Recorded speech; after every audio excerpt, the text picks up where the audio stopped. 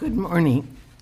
Today is Tuesday, June 17th, and I call the meeting for the Planning and Zoning Commission to order. Can we establish a quorum? Good morning, everyone. Ms. Kirkner, Here. Mr. Kane, Here. Mr. Huff, Here. Mr. Robertson, Here. Mr. Soyson, Mr. Lester, Here. Mr. Smith, Here. Mr. Gordon, Here. Secretary Daly. Here. Madam Chair, please let the record reflect that we have 7 members, and 7 members are present, and we do have a quorum. Thank you. Please stand for the pledge.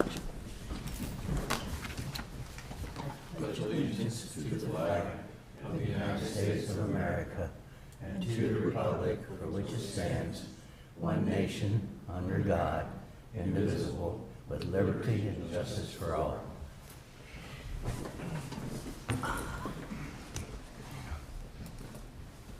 Has everybody had a chance to review the agenda? Yes. Okay. Were there any changes to the agenda? No? Okay. I'll motion that we approve today's agenda of June 17, 2025. Second. All in favor? Aye. Okay, thank you.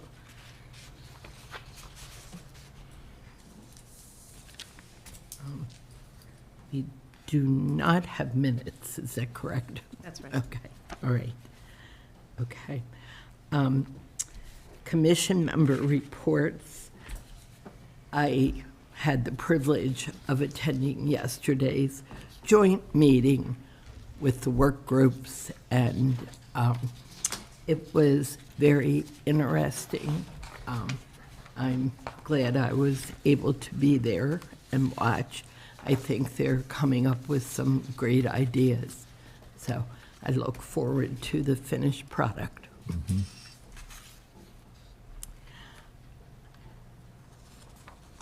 Any? Commissioner Gordon? Nothing to report, but thank you. Okay. Any other members? No? No. Okay. Administrative report, Secretary Daly. Thank you. Good morning, everyone. I just want to key off of Chair Kirkner's remarks about the joint work group meeting and just the work group meetings in general. So thank you all for participating in those, for listening, for being present during the work group meetings. They're about halfway through, and of course, those work groups will be producing a report to share with you of recommendations in the areas of agriculture, economy, and housing. So for anyone who's listening, who's on those work groups, a big thanks for your participation. And then again, thank you for being present during those meetings and listening along. I just have one other remark. There are 2 projects that have received their CPCN, so their Certificate of Public Convenience and Necessity for solar projects. We've got a TRC meeting this month where they're going to be discussed, so just putting that on your radar screen. Those 2 projects are Chaberton and Bear Branch Solar, so those will be coming to you in the near future. And that's all I have for administrative matters. I don't think we have any extensions. And Carlisle, if you want to do BZA cases? Good morning, Board of Commissioners. I have one BZA case. Case 6564 is a request for a modification of the conditional use granted in BZA case number 6473 to allow additional interior area for storage of material used in connection with the use granted in case number 6473 at the same location. The property lot is approximately 10.5 acres and is located at 633 Stone Chapel Road in the county's Industrial 2 zone. Planning staff finds this request for the modification of a conditional use is consistent with the Carroll County Master Plan as amended in 2019. Thank you. Thank you. Thank you. I did miss 2 approvals that I had given. I apologize. I approved the Primrose School Child Care Facility on May 27th. That's down in the District 5. And then I also approved the Westminster solar project off of 97. And that is it. That was on June 11th. Thank you.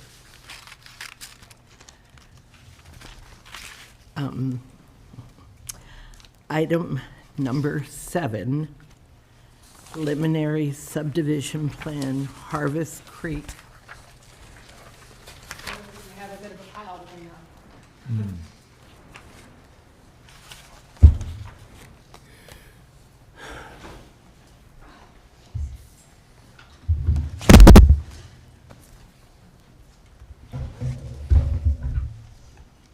Oh, good, there's room for me.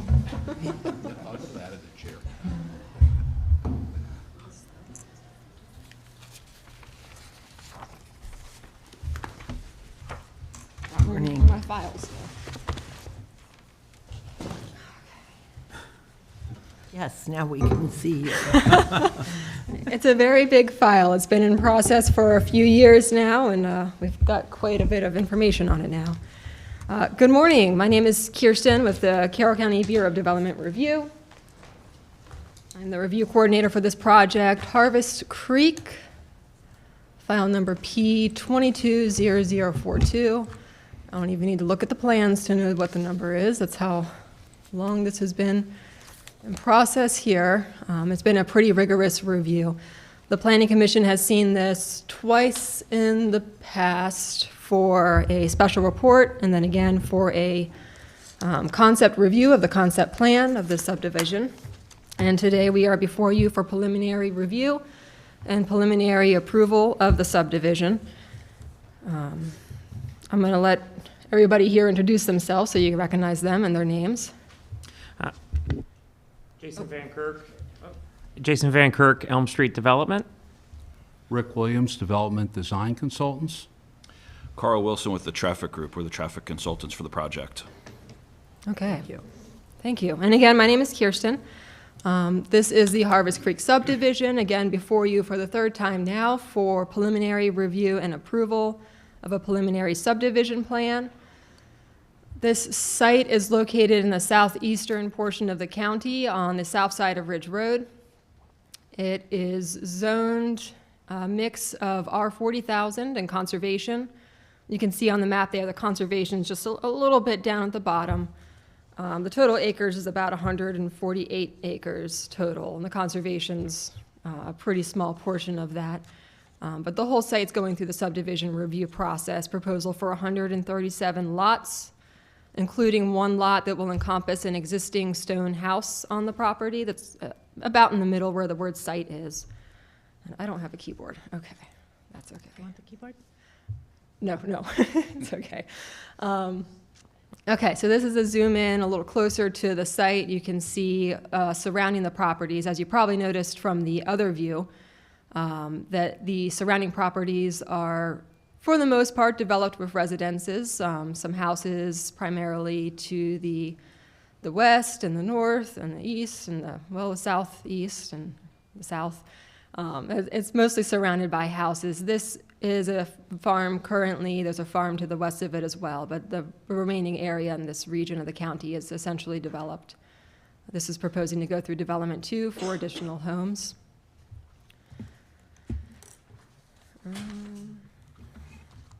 And it has been in our process for a few years now. The original plans were submitted to us in June of 2022. as a cluster subdivision. A concept plan for the cluster plan was sent in at that time. A cluster subdivision, and this is more thoroughly explained, and we spent a lot of time talking about this at the concept review. We spent a lot of time talking about it at the concept review. A cluster subdivision is a subdivision where our code allows for certain districts to say, for example, in the R40,000 district, minimum lot sizes are typically 40,000 square feet or a little bit less than an acre. A cluster subdivision allows you to look at the entire subdivision comprehensively all at once and subdivide it all at once. And it allows you to have wiggle room with the size of the lots to be less than 40,000 square feet. No less than 20,000 square feet, but it can be less than 40,000 square feet. You do not get additional yield this way. This just allows you to take the total number of homes you'd be able to utilize on the property and rearrange them in a way that makes that subdivision work better. And that could be working better in a variety of ways. You can see, for example, on this site, that there are streams that run through the property. In fact, there are stream heads that start in the property that are, if we had a topographic view, you would see there's quite a few hills along those stream beds as well. Not places people would generally want to have their yards. So the cluster subdivision allows for them to allocate the difference in size, going from 40,000 down to 20,000, for example. It takes 20,000 square feet, puts it into a bucket that needs to be used in open space parcels that would go over features such as streams and so on. In the residential district 2, you're required to utilize some of that open space, a certain percentage, as active open space, which means it can't be in streams, it can't be in steep slopes. It needs to be available for active use by the community. And that is all accommodated for here. I'm going to move on to the next slide here. Well, these are actually photographs. So this shows you what the site looks like. This is from Ridge Road, which is the site on the northeastern section. You can see it's a farm field right now. If you had binoculars, you could see there's a house back here, down at the end of this lane, and a bit of a hill.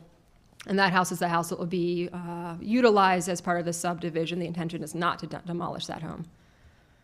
And then these are 3 different access points that are also proposed in addition to the access off of Ridge Road. This is, and we can come back to these if we need to. This is Lazy Morning. This is a cul-de-sac that will continue through. This is Prothero Road. This is to the west. This is a local collector, I believe, that will continue through and connect essentially to Ridge Road, Marriottsville 2. And then this is Garnet Road off of Forest Hills. So you'll see that all on this next slide. I will say I have this slide, which is the overall view. I have many other slides that show, you can see those numbers there. Those are all different regions of a subdivision that zoom in more. If there are any questions about specific sections that you would like to see, let me know and I'll hop over there. Otherwise, this is probably what we'll be looking at for the most part. This shows the comprehensive subdivision. We're oriented a little bit differently here. Ridge Road is to the north of the site, but it's actually over on the right-hand side here. Prothero Road is to the west of the site. Well, yeah, and it's kind of still off to the west here. And then Marriottsville Road 2, you can see over in this corner here, which runs along the area on the eastern side. So like I said, this project's been under review for a number of years now. It's been a pretty extensive review. The developer has been resubmitting very frequently, seeking our comments to be addressed, or seeking to address our comments and have us review them for compliance. At this point, we have reached preliminary approval stage where all agencies have reached a point where the preliminary plan is acceptable. If this is, or when this is approved, whenever that may be, hopefully, we don't have any issues today. When this reaches preliminary approval, it moves forward to final review, which is still more review. It's not like this is the final time this is that anybody would see this.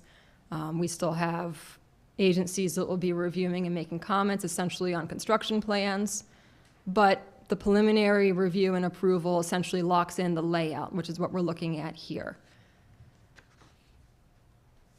So the county agencies have reviewed this again and have all met preliminary requirements. This essentially is the same plan that we looked at the concept review, which is very similar to the plan we looked at during the special report proposing the clustering of the property.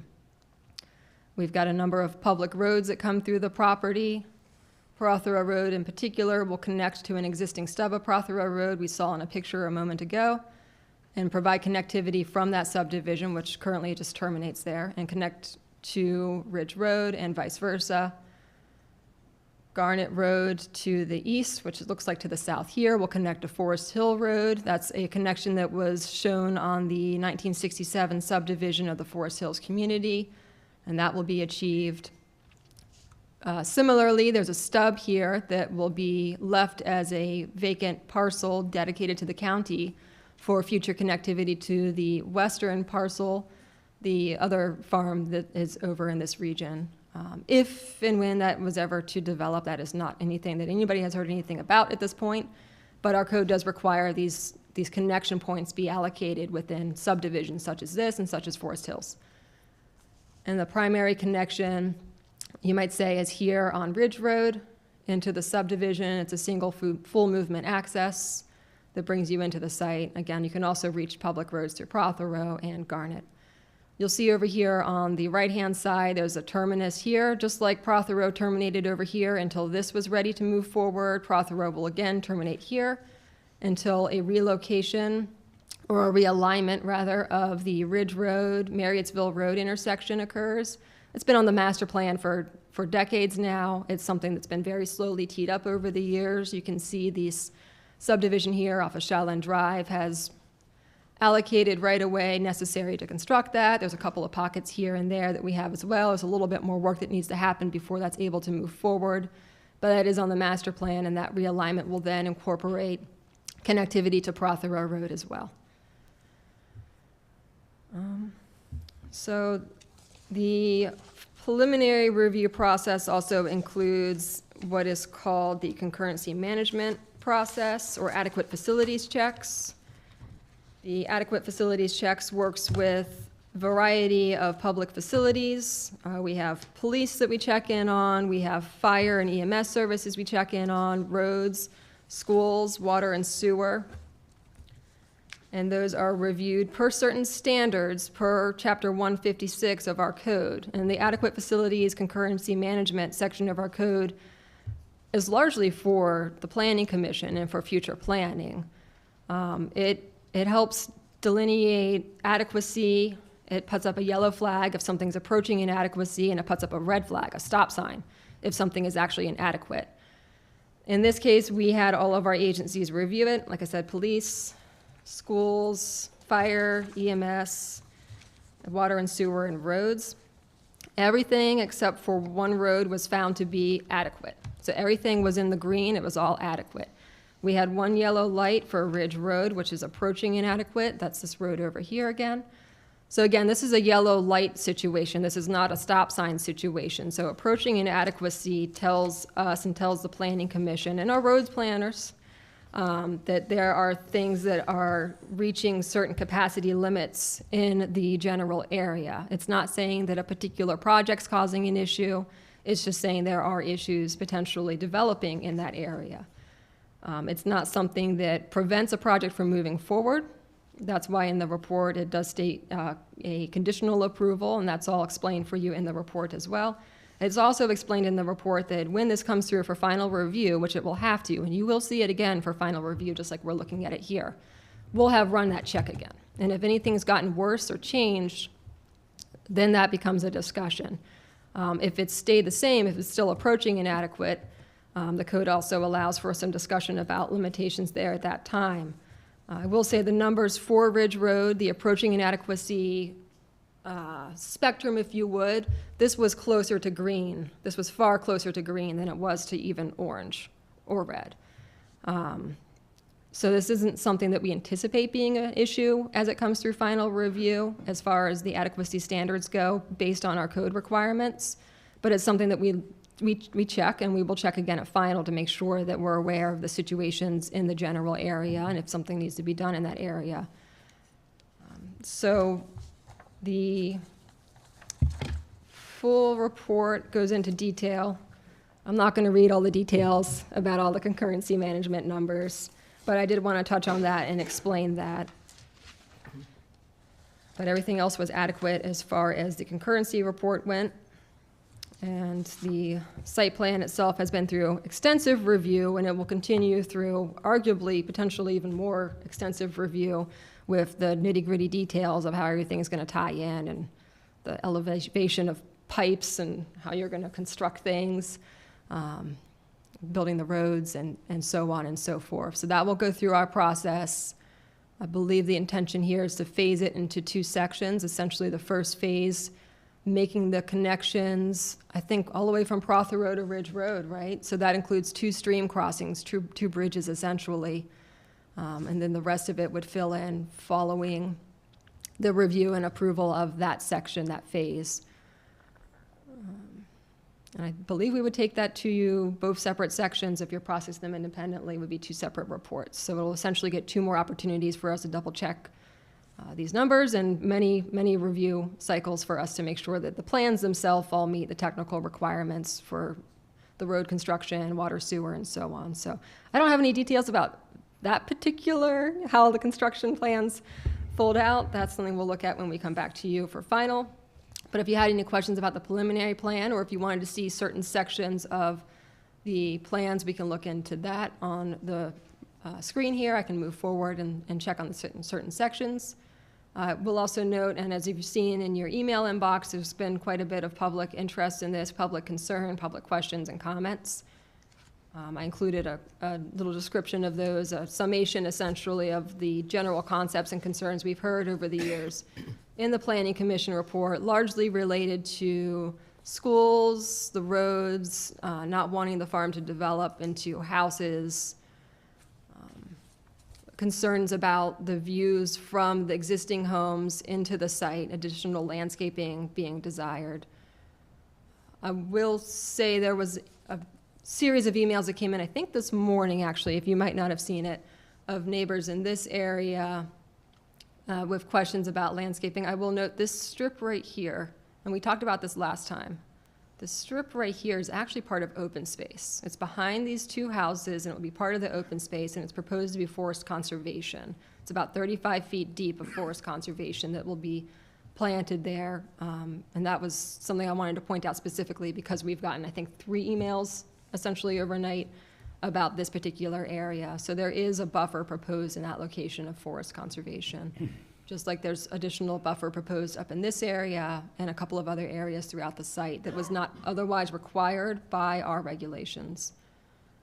The developers worked with and talked with the neighbors pretty frequently throughout this review process. And this is where we are now. And I would be happy to hop over to any other pages you might be interested in seeing or try to answer any questions you might have for me or any of the gentlemen here. Thanks, Kirsten. Keep pointing. We've heard lots of comments about Ridge Road becoming crowded. I admit I don't live down there, but enjoy coming through Marriottsville because it's a nicer scenic ride than 70 up to 32. So, and use Ridge. So it's okay now, right? It's yellow, but closer to green. Correct. It's approaching inadequate. Wood Chapter 156 inserts the approaching inadequacy strata, if you would, into what's essentially a traffic study. So a traffic study is done. There's certain criteria. There's a whole book, a bigger book than this, of criteria about how to read the traffic study and utilize the numbers that are provided there to determine levels of service of roads. And in a traffic impact study, level services of roads is either a pass-fail.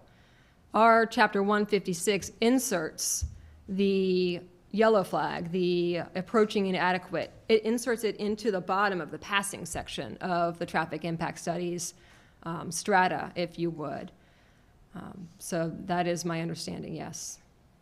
So eventually, 10, 15, 20 years, whatever, it becomes inadequate. What is the fix for that? Is there a fix?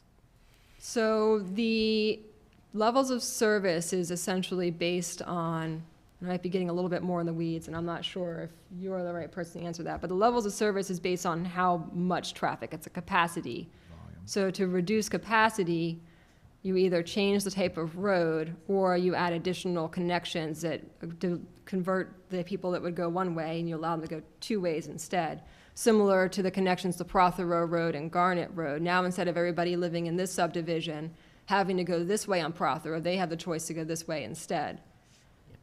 Or, any other, this connection here or this connection here, it gives people who are here, instead of having to go this way to go north, they can instead go up through here and go this way or to Prothero instead. So additional connections is something that could allow for a reduction in that, but I'm not sure there's anything in the works for that in the future. This alignment, this realignment here is in the works, but that doesn't change the capacity. So there are options for making it better eventually, should it happen. It would be something that our engineering, our county internal engineering would have to look at within the entire region. And it's not just in this, it's not just in this view that we're looking at here, or even in the view that we looked at when we first saw the map. It would be a more regional consideration, Okay, in theory. I'm good. So just continuing that thought, so Ridge Road, Marriottsville 2, that's kind of the thoroughfare, the cut through that Janice was referring to. So Marriottsville 2 was not part of the yellow flag or part of the study? No, I don't think that was. That didn't come up in the traffic, or the adequacy for concurrency management. There's certain, like I said, there's a whole book. Yeah. I couldn't tell you the exact reasonings for how things are assessed, just what the results were. So when I was reading through this again, there's 4 lots that are in the conservation zone. They will be well and septic? Yes, so the conservation zone typically requires 3 acres. These are, I think, 2-point-something-ish for the most part. The county's guidelines for water sewer connectivity, or the preferences, I might say, is that if a property is capable of providing its own water and its own sewer, that it should do so. It shouldn't unduly burden the public systems if they're able to accommodate themselves.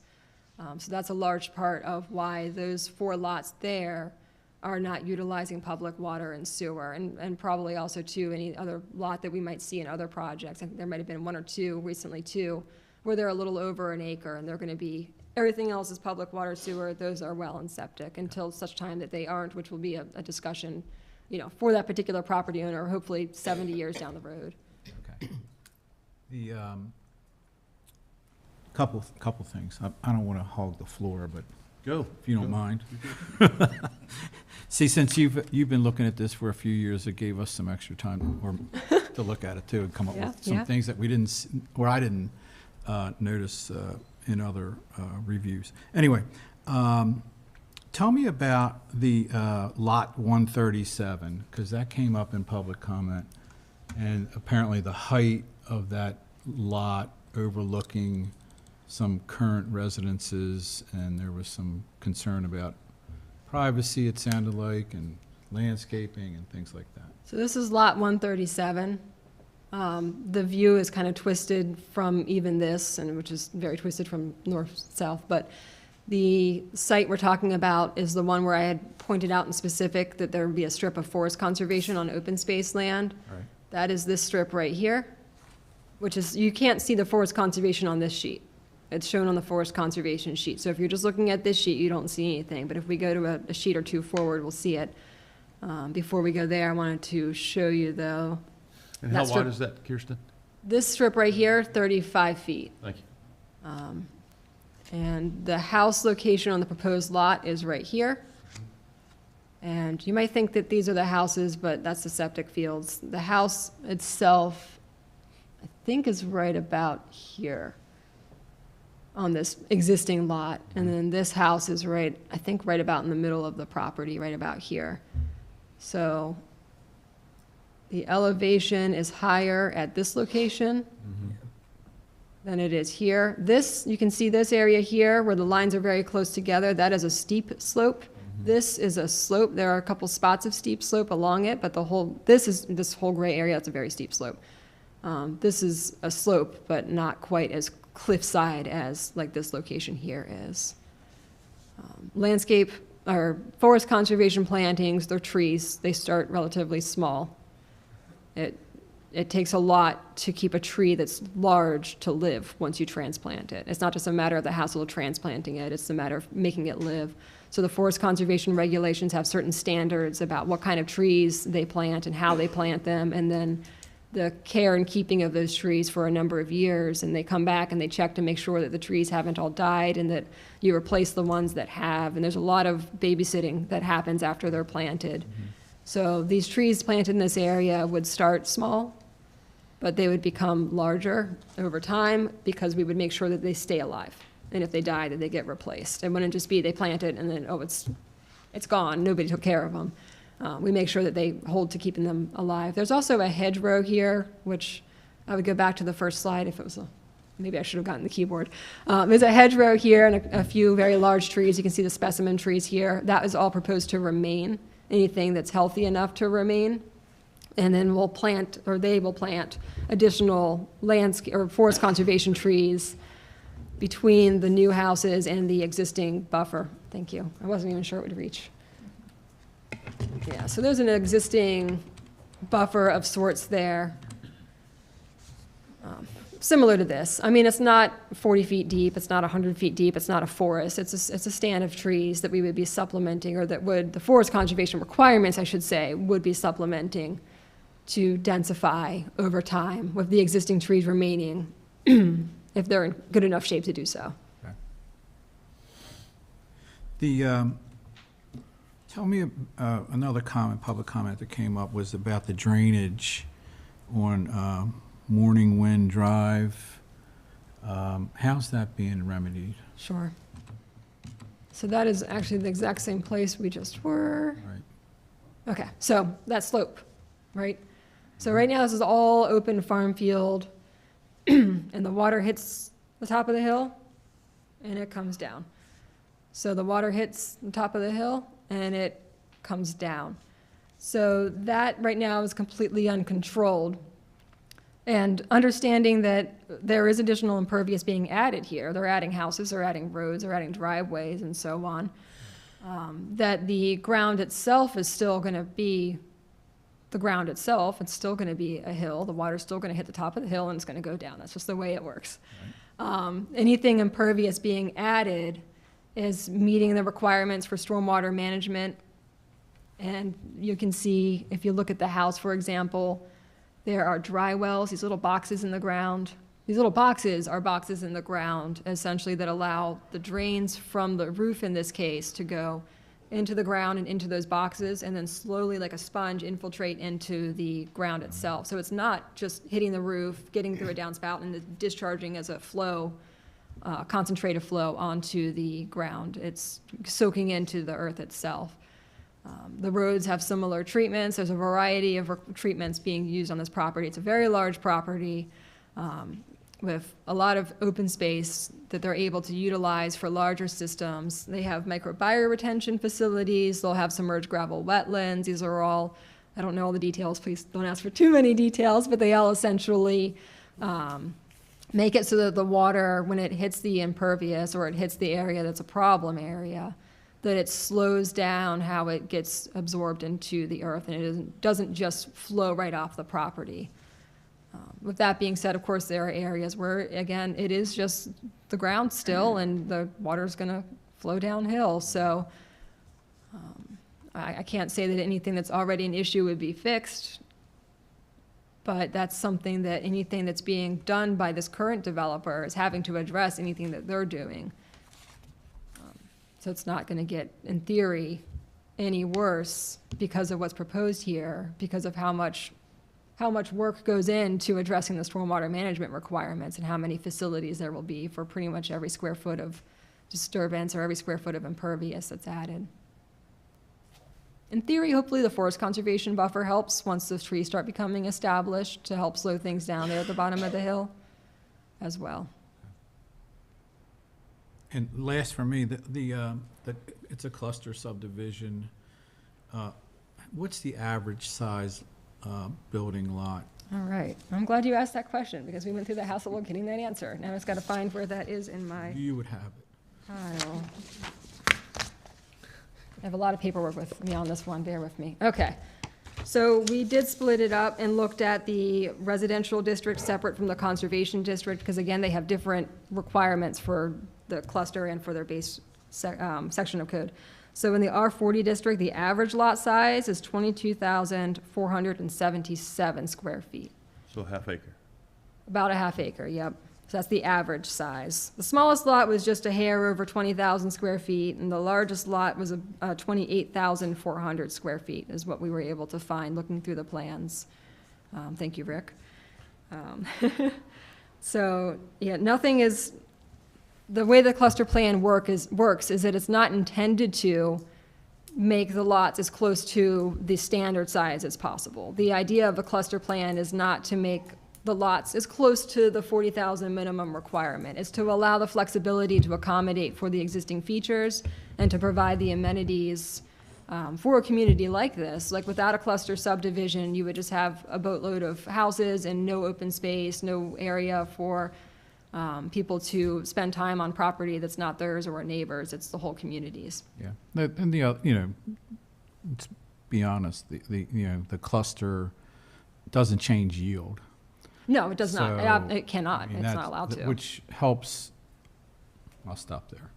But I do notice that the original plan had over 140, I think it was, homes or I think 143 was the original 143. plan. That's been cut down to 137. Yes. So And there's one of those homes is existing. it's come down a little bit. Okay. All right. Thank you. Pete? All right, so if you would back up to the larger schematic, plan. Tell us about Prothero. I mean, is that going to be, what's the width of that road that we're proposing? Is it wider, because in that it's a secondary collector, or is it the same width as a normal residential road in Carroll County? So I think maybe one of you gentlemen might remember the exact width, and yeah, I know it, There's two different widths. there is. Okay, There's the greater width where we're in front of the existing or proposed houses, and there's a smaller width, like from the stretch where the pump station is makes sense, okay. to where we tie in to Jenna Estates. Yeah, I guess my concern is in that it's so I'm glad we're talking about this again. With having drives come out on there, and we see this along Macbeth, people invariably park on the shoulder. And if this is intended to be a secondary collector, then we need to accommodate that eventuality when people are parking, the kid comes home from high school and Yeah. parks his car on the street. So I just want to make sure that we've got enough width on both sides of the roads to accommodate that and also the through traffic. That was a huge part of the discussion we've had regarding Prothero Road over the years, huge part of it. That's why the narrow part is only from here through here, essentially over the bridge. The narrow part's over the bridge, and everywhere else where there are houses, it is wider. And that was in the consideration of many considerations. We talked about it a lot. But with the anticipation that people are going to pull over on the side of the road, they're going to park on the side of the road. It might be both sides of the road. So I will note too, as we move forward through final, I think the only comment that fire protection, the only comment that fire protection had left at this point is to carefully look at each public road and consider which ones might cause issues if there is parking on one or either sides of the streets, and to consider how to address that. Maybe signage, no parking, right? But that's going to be part of the final plan review as we move forward here, and we're very aware and cognizant of that. Okay. And likewise, we talked about this before. When we look at the sections 10 and 8, there are 1, 2, 3, 4, 5, that's 15, 17 houses that we're basically using use in common driveways for 17 homes. And my hope is that we would bring the road in and allow for circular motion there and not just a dead end. And so again, that's a comment. I generally think that's a hazard, because if you get if you have an emergency in there, or even if the emergency is as simple as, I got to get my kid to soccer, and there's an Amazon truck on that shared driveway, it's going to be a problem. And I mean, I'm saying that like it's a fact, and it may just be my subjective predisposition. I'm just saying that that's a lot of homes to be in close proximity to be all own use and common drives. So that's just a comment. I don't know how we encourage you to make that more circular. Again, I may be the only one up here who thinks that that's an issue. And then the last thing I'll say is, when we allow for clustering, there are common areas. What are we doing with the common areas? Is there a plan for the common areas, or is it just open space? The code requires that just open space be allocated that meets a certain threshold, in particular for the grade. I think it's 2% or less, so essentially flat. And that is what the code requires. What's been provided here, too, is an access drive coming off this terminus here with parking if people didn't want to walk to the open space. There's some parcels over here of active open space, too. So that is currently what's being proposed. That could develop further as the site plan or the subdivision plan develops, or that could be something that is left up to the HOA to make decisions about what they want to see in their community.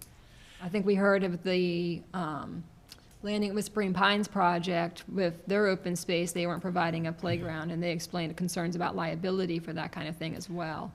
Yeah, So- Kirsten, I'm gonna throw that back. I mean, we as a community, we're getting hammered on stuff like this. And when you drive to Howard, Montgomery, Frederick, flipping Brunswick, I mean, I don't mean that, Brunswick is a quaint town. I don't mean it like that. Developers are putting in developments very similar to this, and they have playgrounds. They have common areas that allow for uses. The best time to get improvement is when the developer is in control and we don't have 137 people, making decisions by committee. Frankly, I'm Jason. I'm thinking you're the man with the idea here. You have a vision for this, and y'all do great. You do good stuff. You really do. I don't mean to. I'm not kissing your ring. I think this is going to be, when you're done, I think it's going to be a good development. For the life of me, I don't understand why we as a county don't hold developers accountable when they're putting this in, because the Freedom District. If a goal is to have areas that people can walk to that are park-like settings, we don't have many in the Freedom District. We've got, you can't walk to Freedom Park. You can't walk to it. And so when we put developments of this size, and there are only going to be 3 or 4 more, having an area where people can congregate and bring their children and get to know each other, it just builds a sense of place and community. And so I'm going to say it again. We need to be doing this as a county because it takes pressure off the county to provide park space when we do this at this point. And again, this is the best point for us to make something like this happen here. It's not, once it's developed, getting 137 people to agree, Kirsten, that you're herding cats at that point, right? And so I encourage us as a team here, as a county, to press the issue, and because we are allowing for clustering here. There's a lot of land here that's being acquired that's not usable, and it's going into open space. It's being used that way. We need to get something in return as a community because we're allowing them to cluster this. And I think having open space, it's not just enough to have open space. There needs to be some sort of purposes provided as well at the conclusion. And I'm stating this again as fact and its opinion, but it's a strong one because I've been talking about it for 5 minutes. I'll be quiet. So Prothrow, open use, I'm spent. I would like a moment to address some of your comments, Mr. Lester. Yes, sir. Go ahead. So on the first ones with the use in common driveways, so all those houses that are along the public road are accessing directly to that public road. So the number is less than the 17 that you're seeing. Those do driveway straight out onto that. And so what it ends up being is 3 use in commons, and then each of those use in commons has 4 houses. So 4 homeowners share that use in common, which is a little bit less than what you were thinking. Certainly, they have to coordinate Amazon trucks and so on and so forth, choosing to live at that location. Could I ask you something about that? Yes. Excuse me for interrupting. About use in common. Who maintains the use in common then?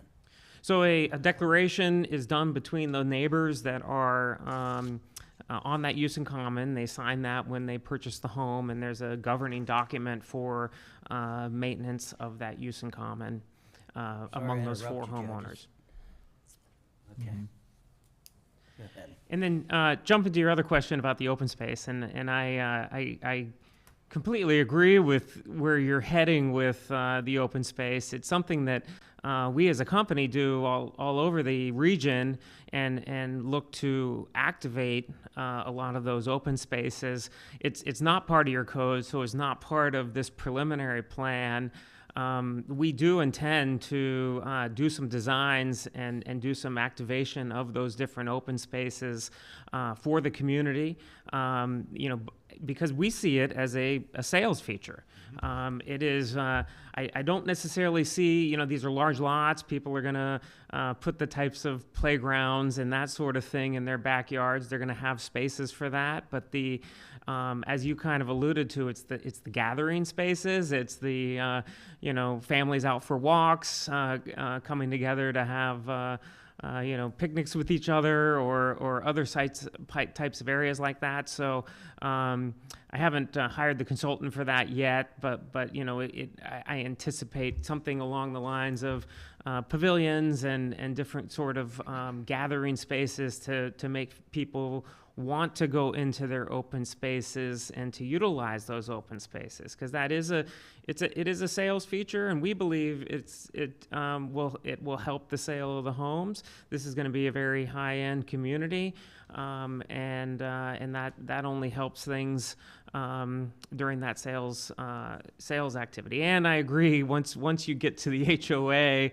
getting 137 homeowners to come together in some sort of a majority vote to spend money activating these spaces is difficult. I've certainly seen it happen, especially when we do the budget correctly and we leave them a fair amount of surplus when we hand it over to them. But in this case, it's something that we do want to address at the final plan stage. Okay. All right. Anything else? Ralph, you look like, no? Stephen? No. Commissioner Gordon? Nothing. Okay. Before I turn it over for public comment, I want to remind everybody that if they wish to speak, they should have signed in. They need to state their name, address, and talk into the microphone to facilitate audio and video recording.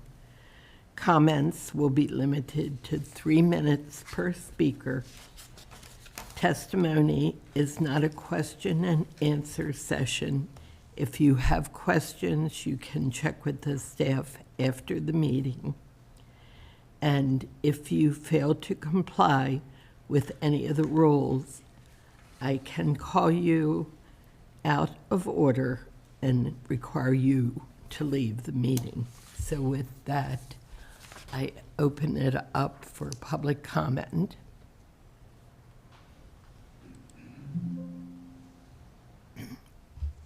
Good morning. William Warner. I live on Forest Hill Road in Marriottsville. A couple points that are important to the community down there. I want to first start with row E, i.e. Garnet Road, which is going to be cut through. from the development to Forest Hill. Forest Hill is now already inadequate for any more traffic. All the neighbors are complaining they can't even get in and out of their driveways without really a lot of caution with people coming up and down that road. So I just think row E is a bad idea. It's going to add even more traffic coming in and out of the neighborhood. Now, I was informed recently that the Forest Hill development would have never been approved today. It was inadequate, but it is what it is. And now you're going to have more traffic coming in. If you take Marriottsville 2, I propose that the traffic survey was inadequate because Marriottsville 2 cannot take any more traffic. You're going to cut out the curve, I understand. That's going to make traffic come even faster coming off of Ridge Road down to Forest Hill. You're going to create a nightmare. I would just hope that that gets to be reviewed again.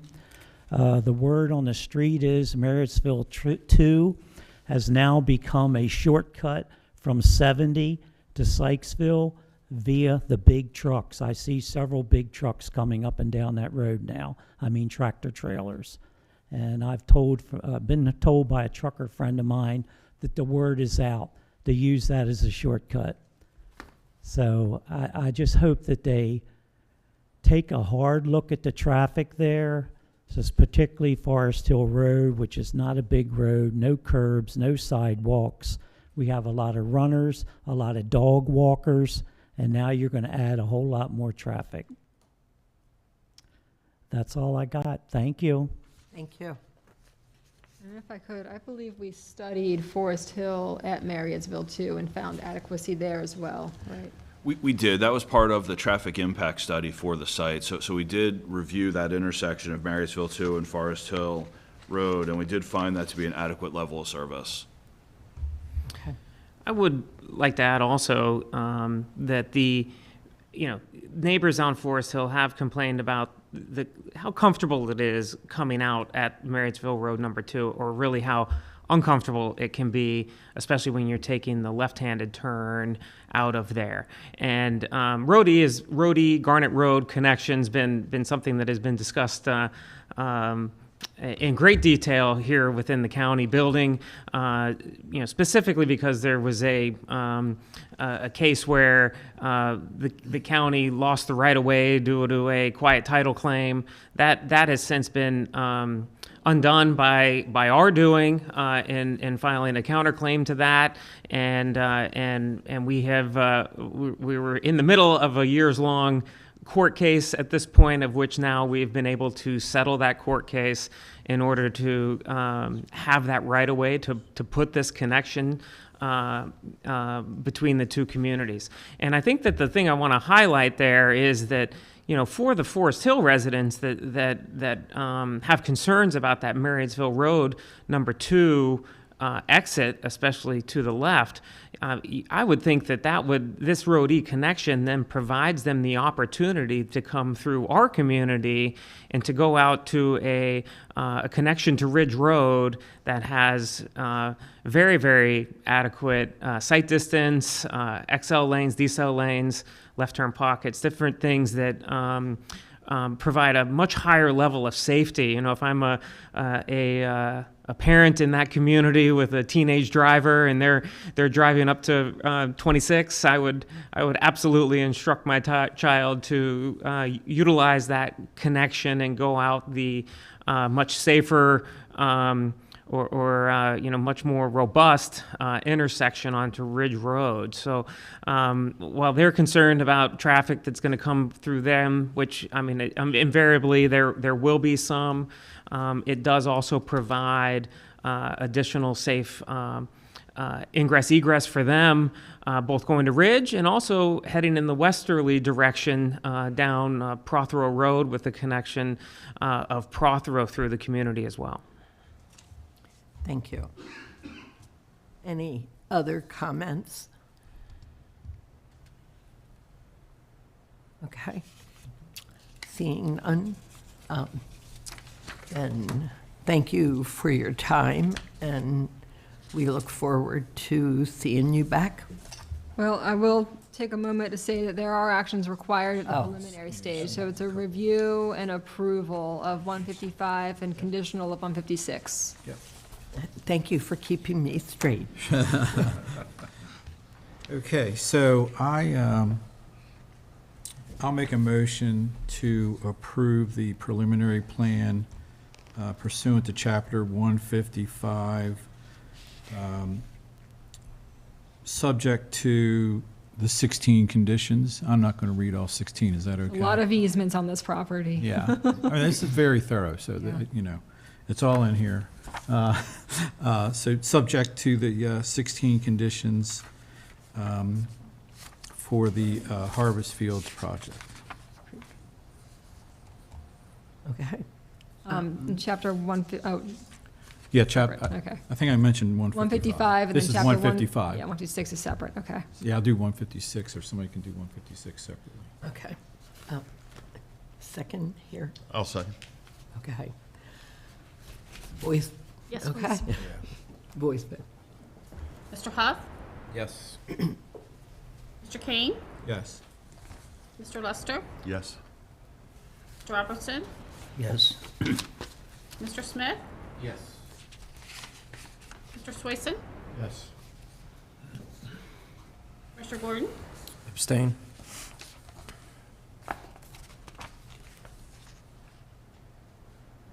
Madam Chair, let the record reflect we have 6 yeas and 1 abstain. Thank you. Okay. Now, 156, right? Yeah. So I'll make a motion pursuant to Chapter 156 to recommend approval, if that's the right word, approval of the plan for Harvest Creek, given the, I'm trying to find the verbiage here.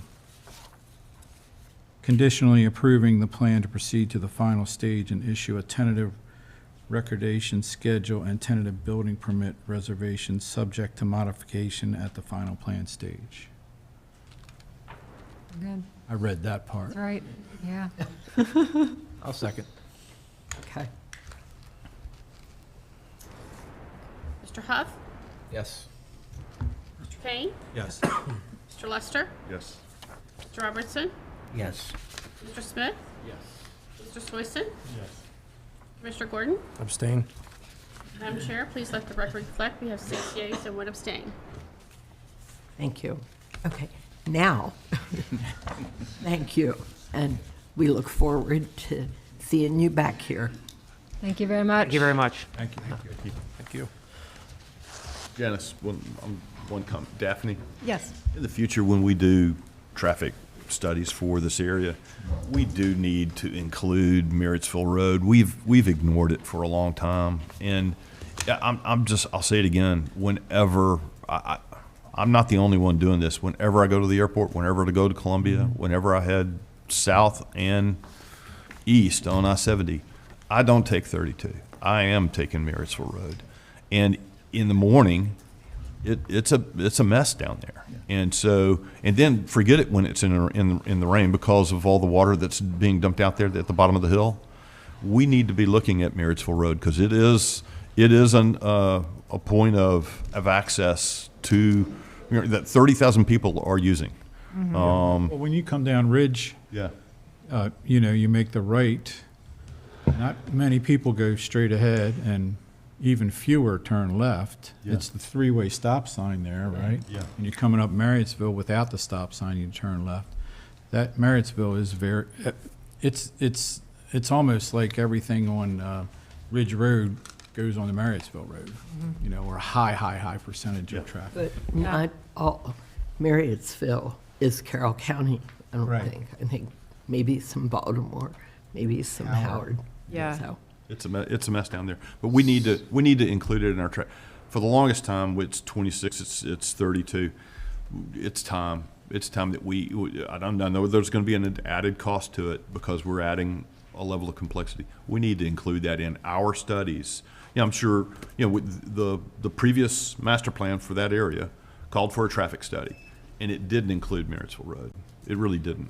Yeah, so I think this is a perfect time to put in a plug for the transportation element of the master plan that we'll be looking at. We do have a transportation master plan that was done that we'll be looking to incorporate, but it was done about a year and a half or so ago.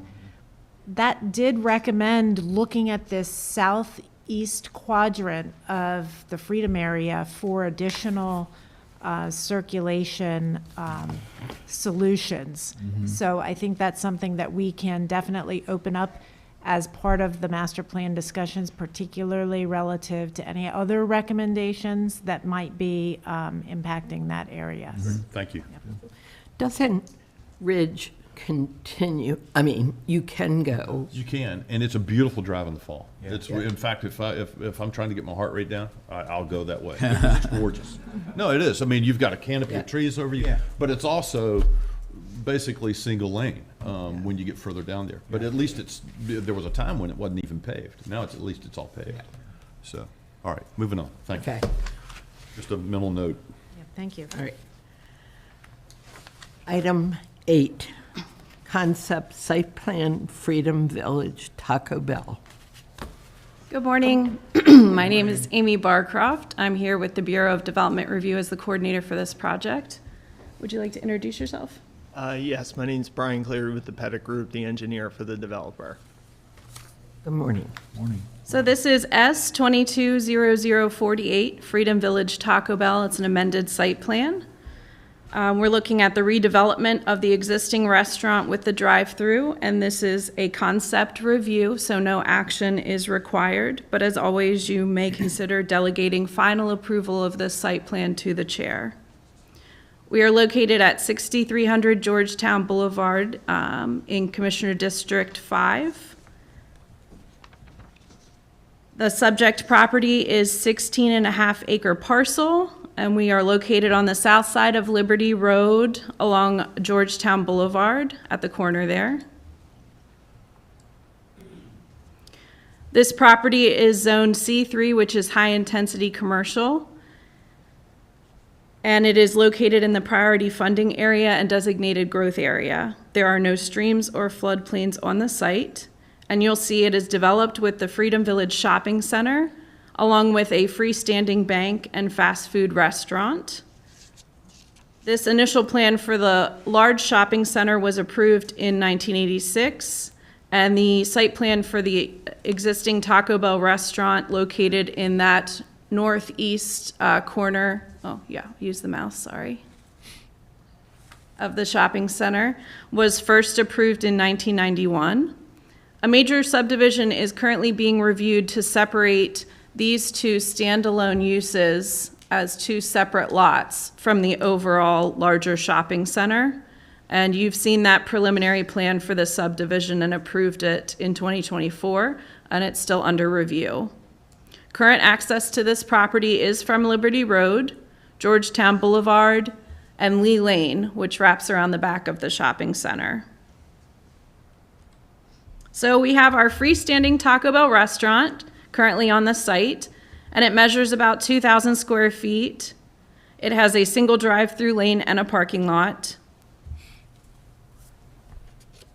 The site does have existing sidewalk along Georgetown Boulevard, but it terminates further south in the shopping center. So there is no sidewalk existing either along Georgetown Boulevard or along Liberty Road at this site.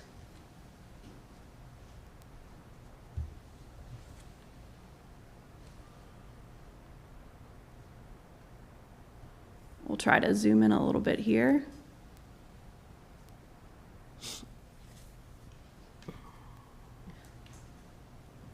So the concept plan proposes a complete demolition of that existing restaurant and a rebuild of the Taco Bell restaurant for going from 2,000 square feet to 2,700 square feet. It's going to remain one story, and the restaurant is proposed to have 40 seats and an outdoor patio with additional seating. You do notice that the orientation of the building, as well as the drive-through and parking lot circulation, remain the same from what's existing on site to what's proposed. It does, however, go from a single drive-through lane to a double drive-through lane. Those double drive-through lanes converge for order pickup into one single lane again. The dumpster enclosure will be relocated to the southeast corner of the parking lot. The plan provides 44 spaces, which is greater than the required minimum. And there will be some new lighting installed with the rebuild. 18-foot and 20-foot pole-mounted lighting will illuminate the parking lot, but we ensure that the photometric plan shows zero lighting at the property lines so that there's no light onto existing property or nearby roadways. With this plan, sidewalk is proposed along Georgetown Boulevard. However, there is a lack of pedestrian access and connectivity from that sidewalk that's being proposed to the interior of the site. Oops, gotta get out of Zoom here, excuse me. So here we have elevations. You'll see building mounted signs are shown on these elevation sheets.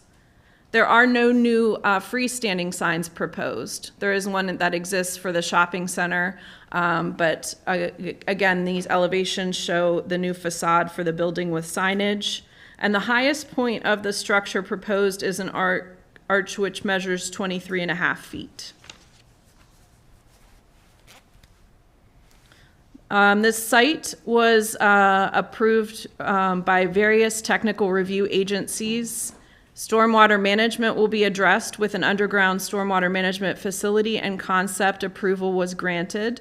The project is exempt from water resources and floodplain management. The Bureau of Utilities confirmed the use of water and sewer services for the site. Health Department Emergency Services have approved the plan, and Forest Conservation was previously addressed for the shopping center as a whole. The concept landscape plan shows plantings proposed to screen the drive-through along Liberty Road, and additional plantings are proposed throughout different parking lot islands, near the order board, and around the dumpster enclosure. The State Highway Administration has reviewed the plan and has no objection to the existing access point at Liberty Road, so there's no changes there. This final site plan will be tested and reviewed for adequacy of public facilities. We have not received any public questions or comments for this project. Again, no action is required on your end, but you may delegate final approval of this project to the chair or see it back for final approval. And I'm happy to take any questions or any I can't answer, we can discuss with the engineer here. I just had one. What's the current height of the signage on the existing building? The building mounted signage currently? Yeah. As the proposed is 20, the reason I'm asking, it proposed is 23 and a half. I'm just curious. So, yes, so one of the signs will be at 23.5. Looking at that image, the photo of the current Taco Bell, my guess is that's probably around 15 to 18 feet. Okay. With the top of the building probably being closer to the 20-foot range. Okay. And then, is there any reason why the sign is higher than the proposed lighting around the parking area? So I think that's 20 feet, and the sign's 23. Is that a design thing? The building mounted sign? Yeah. So we, unfortunately, the developer gets these elevations from Taco Bell corporate. They're allowed to do some minor tweaks to them, but nothing of significance. So Okay. I wish I could answer that for you, but it has to be some sort of design element to draw people's focus to that sign so that you can identify the building from far away. Makes sense. Okay. There's also trees down Liberty Road that can impact seeing, so. I was just curious. Okay. Anything else? Just a curiosity, this is pretty much a drive-through restaurant. Seems like 44 spaces on a drive-through restaurant is an awful lot of parking, and I don't think it makes a difference, but I don't quite understand the math here. So I will agree with you. As indicated, this shopping center is going through a subdivision, so the developer is currently a lessee.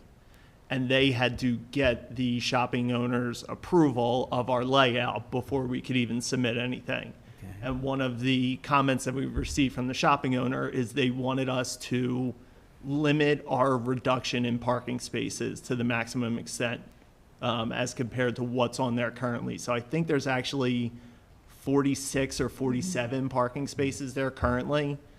So we are reducing it by 3. We originally designed this to have, I think, in the low 30s or high 20s, and they told us no, they wouldn't sign anything allowing us to submit. So we would love to reduce them because typically this developer, the absolute maximum they have is maybe 20 to 25 spaces. And that's for like a 5-minute period on the busiest day that they experience in a month. So we would love to. And as you can see, there are a large number of spaces that exist as described, and some of them might be utilized for different areas of the shopping center. Man, we're always looking for green space. I just can't understand all the asphalt here for this drive-through restaurant. That doesn't make sense to me, but I think we both agree on that. I'm not sure there's anything we can do about it, but seems excessive to me. It's really over the top. And could you go back to the site plan, please? Sure. And there's no sidewalk contemplated across the front of 26? Yeah. Or is there? I apologize. I see it on Georgetown. Is there sidewalk on Liberty Road? There's no sidewalk proposed along Liberty Road and none existing in this area for Right. quite a few blocks. Right.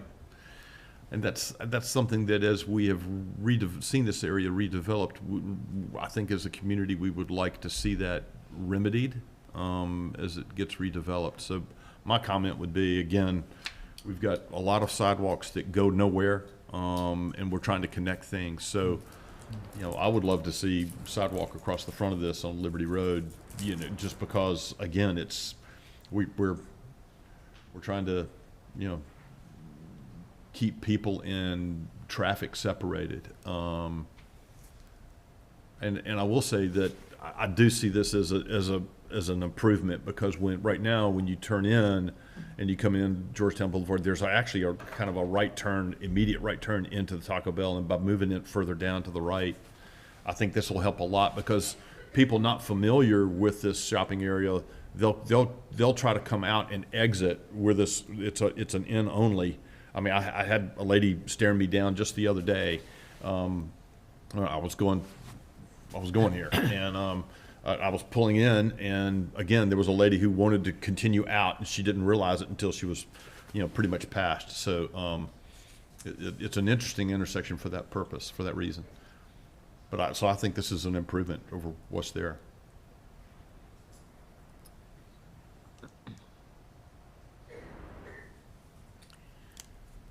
Okay? Nothing? No, I'm good. Nope. Commissioner? Nothing. Okay. Is there any public comment? Okay. So it's a concept plan. Yep, no action required. Right. But you could authorize. You to sign off on it. We can delegate You want to delegate? final approval to the chair. Right, you can. I move that we do that. I'll second that. Do we need a, yes, Please. okay. We need a voice vote. Mr. Hoff? Yes. Mr. Kane? Yes. Mr. Lester? Yes. Mr. Robertson? Yes. Mr. Smith? Yes. Mr. Swason? Yes. Mr. Gordon? Abstain. And Madam they're delegating. Madam Chair, let the record reflect, we have 6 yeas and 1 abstain. Okay. All right. Then we will not see you back here, but I'll see you. Thank you so much. Thank you very much. Good luck. Okay. Number 9, concept site plan, Everbrook Academy.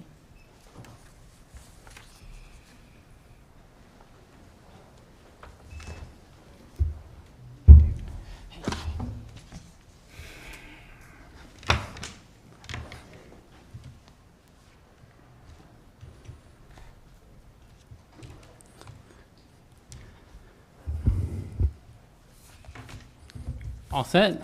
All set. Go ahead. Great. Good morning. Morning, Dave. I think you're going to get everybody from Development Review this I morning. see that. So, David Beecraft with the Bureau of Development Review. As you mentioned, the next project in front of the commission is Everbrook Academy, S230016. We do have a couple representatives of the project here with us, and I'll let them introduce themselves. James Maloko with Kimley Horn, the design engineer. I'm Paul Tucci. I'm with Apadan Investment Company out of Minneapolis. We are the developer of this, and we've developed 10 of these around the country so far. Okay. And what this project is proposing is a roughly 11,000 square foot daycare facility. This is in front of the commission as a concept plan, but as with any concept site development plan, the commission does have the right to delegate final approval to the chair of the planning commission. So the project itself is down in the Eldersburg area. You can see it highlighted with this blue here. And as you can see by this dark red, the property itself, as well as many of the adjoining properties, are zoned high commercial intensity, which is C3. You can also see across the road there, we have this purple, that is an industrial zoning district.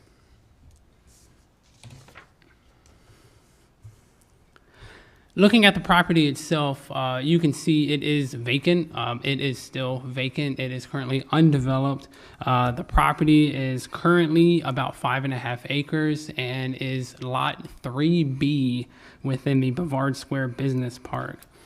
You can see that there is a stream on the south side of the property, but there is no FEMA floodplain associated with that stream. The property is located within the 2018 Freedom Community Comprehensive Plan, as well as the Freedom Growth Area.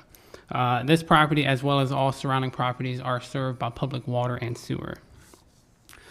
This site also has a little bit of a history behind it. A site development plan, Main Street, Eldersburg, back in 2005, was approved by the Planning and Zoning Commission in 2008. Although approved by the commission, that construction did not move forward and that development was since expired. More recently, and one that you all may be familiar with, is Eldersburg Station down in this area, which is on the adjoining western property, so this property here. That was previously approved by the Planning and Zoning Commission in 2020. And within that development, it is still active. It showed a joint access to that site as well as this site as well. And that access we'll get into a little bit more into this presentation, but it is incorporated into this plan. So what is also being proposed here, as mentioned, is a one-story, 11,206 square foot daycare facility. As you can see that they are showing parking in between the building and London Town Boulevard. There is a dumpster to the east of the parking area, which is shown here.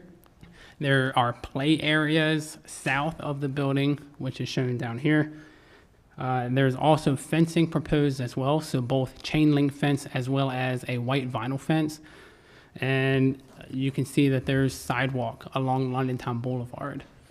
There is another development over here, which was approved by the Planning and Zoning Commission towards the end of 2023. This is Northeastern Supply, and with that development, they had sidewalk improvements along Londontown Boulevard, and so the sidewalk associated with this development will connect to that sidewalk with that development. And then along with that, so this is the landscape plan for the development. You can see that there is landscape kind of sprinkled throughout the site, with majority of it shown along this property boundary here, as well as some along the parking areas shown here and around the dumpster enclosure. This area over here, go back to the other slide because it's a little cleaner. This area over here is that Eldersburg Station development, which did receive approval, but has not yet moved forward with construction yet. And this entrance shown here, so this dual entrance, was shown within that other westerly development and was approved as such. However, because it is going to feed this site, it is going to be constructed with this site. So the site plan that you're seeing was initially submitted to development review in June of 2024. It was subject to citizen involvement at the October 2024 Technical Review Committee meeting. There were no citizens at that meeting, and we haven't gotten any correspondence in relation to this proposed development. County code requires parking for a daycare center to be based off the employees estimated as well as the children estimated. So the parking tabulation on the plan showed an estimation of 27 employees as well as 160 children for this development. That requires 43 parking spaces per county code. The plan currently shows 47 parking spaces, so they're surpassing that requirement. There are architectural drawings provided within the plan set themselves. So as you can see here, again, this is a one-story building, and essentially they are showing a masonry base to the building that will transition into an EIFS, which is exterior installation and finish systems. The colors shown have a variety of earth tones that they're proposing. There is also a building mounted sign that you can see here that they are proposing, and that will face Londontown Boulevard. There are no proposed freestanding signs at this time. Along with this development, they are also looking to shift this western property line. So as I mentioned, the site is currently about 5.5 acres, and that's a little too large than what the owner and developer need. So they're looking to shrink that site a little bit by moving that western property line and making the lot a little smaller. That will have to go through a separate process, which is our amended plat process. Which the commission does not see, but it's something to be aware of that's happening concurrently with this development. And so just moving through, the Bureau of Utilities has granted approval for water and sewer, but they're going to need additional items at the final plan stage. The plan will comply with the requirements of fire protection. There is a fire hydrant proposed on site. I believe it's this right here. So that has full compliance with fire protection. I believe the building will also be sprinklered as well. And forest conservation for the site was previously addressed under that other development, the Main Street Eldersburg development. Landscaping has been conceptually approved. Water Resources has approved the plan. The property is exempt from floodplain code. Stormwater Management has granted concept approval. The site will utilize micro bioretention facilities as well as an underground stormwater management facility, which is, I believe, under the parking area.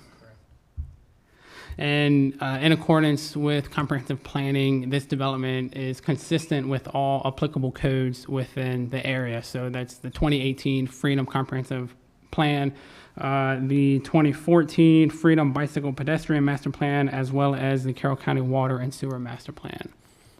And so as with every site development plan, we will also test the development for adequate public facilities before going before the chair or the full commission for final approval.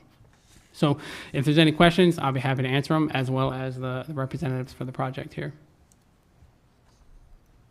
David, the only question I really have is, the ingress and egress onto London Town Boulevard, how does that line up with what's going on across the street at the Stratosphere Social, the former Gold's Gym? Do those line up? It does not line up. There's a median actually Yeah. in between. Okay, so this is right in, right out only? Yeah. Okay.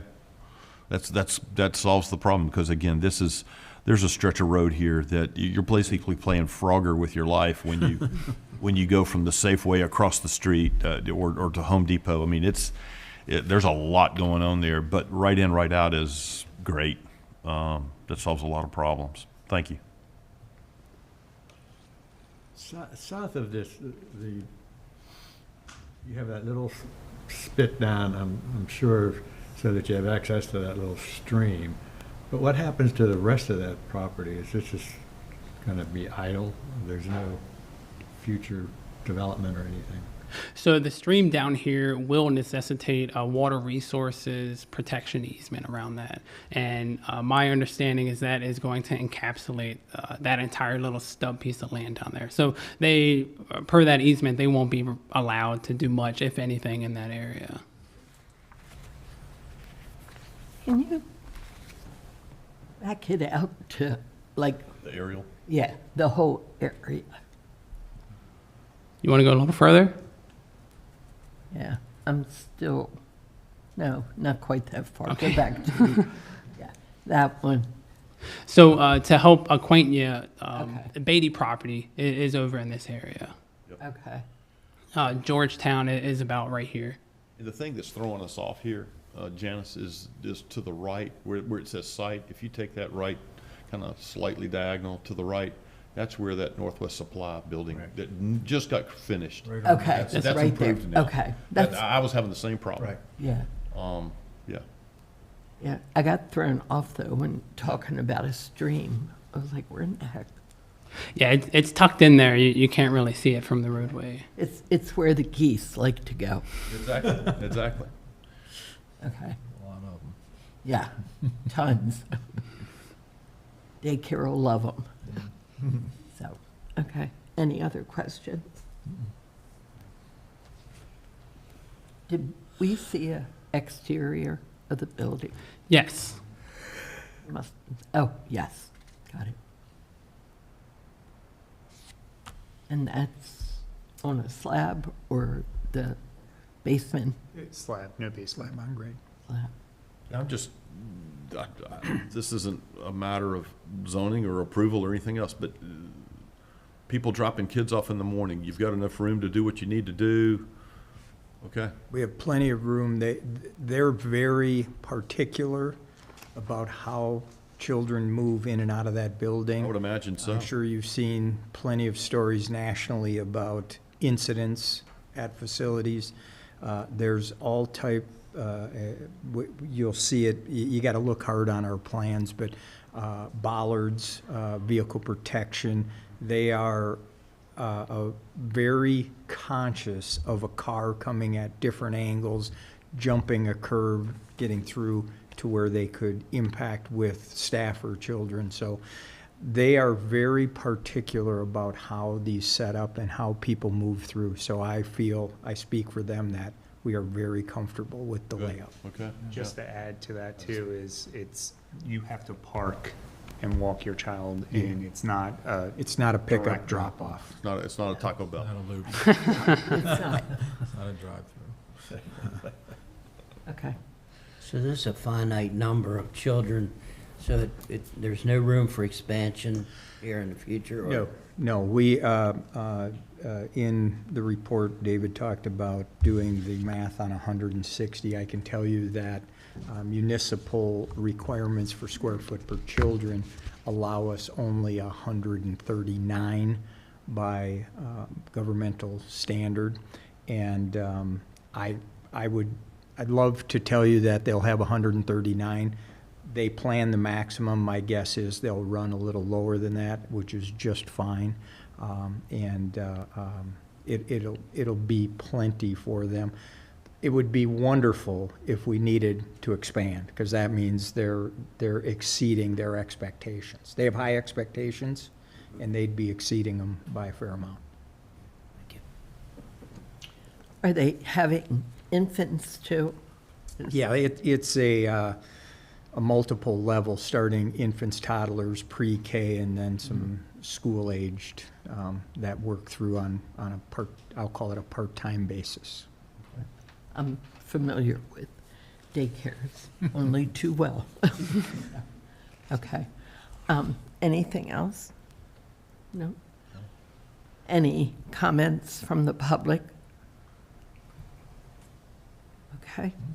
Seeing none, we do not have action unless you all wish Delegate. to. Yeah, delegate this. Yeah, I think so. So, I'll make a motion that we delegate approval of the final site plan for the Everbrook Academy S230016 to the Planning Commission Chair.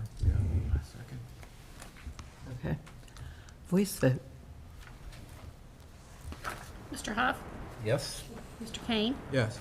Mr. Lester, Yes. Mr. Robertson, Yes. Mr. Smith, Yes. Mr. Soiston, Yes. Mr. Gordon. Abstain. Madam Chair, let the record reflect we have 6 yeas and 1 abstain. Okay. All right. Good luck. Yeah, Thank you. welcome to Ellsberg. Yeah, Yeah. do this. Give Madam Chair some things to do. Absolutely. It may not be me. Depends on how long it takes. Get that wrist warmed up. Yeah. And get some ink in that pen, yeah. Yeah. I get plenty of exercise. And I'm getting good at the voice vote thing. So, Very proud okay. of you for that. Number 10, Kirsten, welcome back. Back again. Copper Ridge Solar. All right, well, I get myself situated. Again, I'm Kirsten with the Bureau of Development Review. If these two gentlemen, if you wouldn't mind introducing yourselves while I, okay. I'm Jeff Ziegler. I work with CLSI. We're representing the solar company for this project.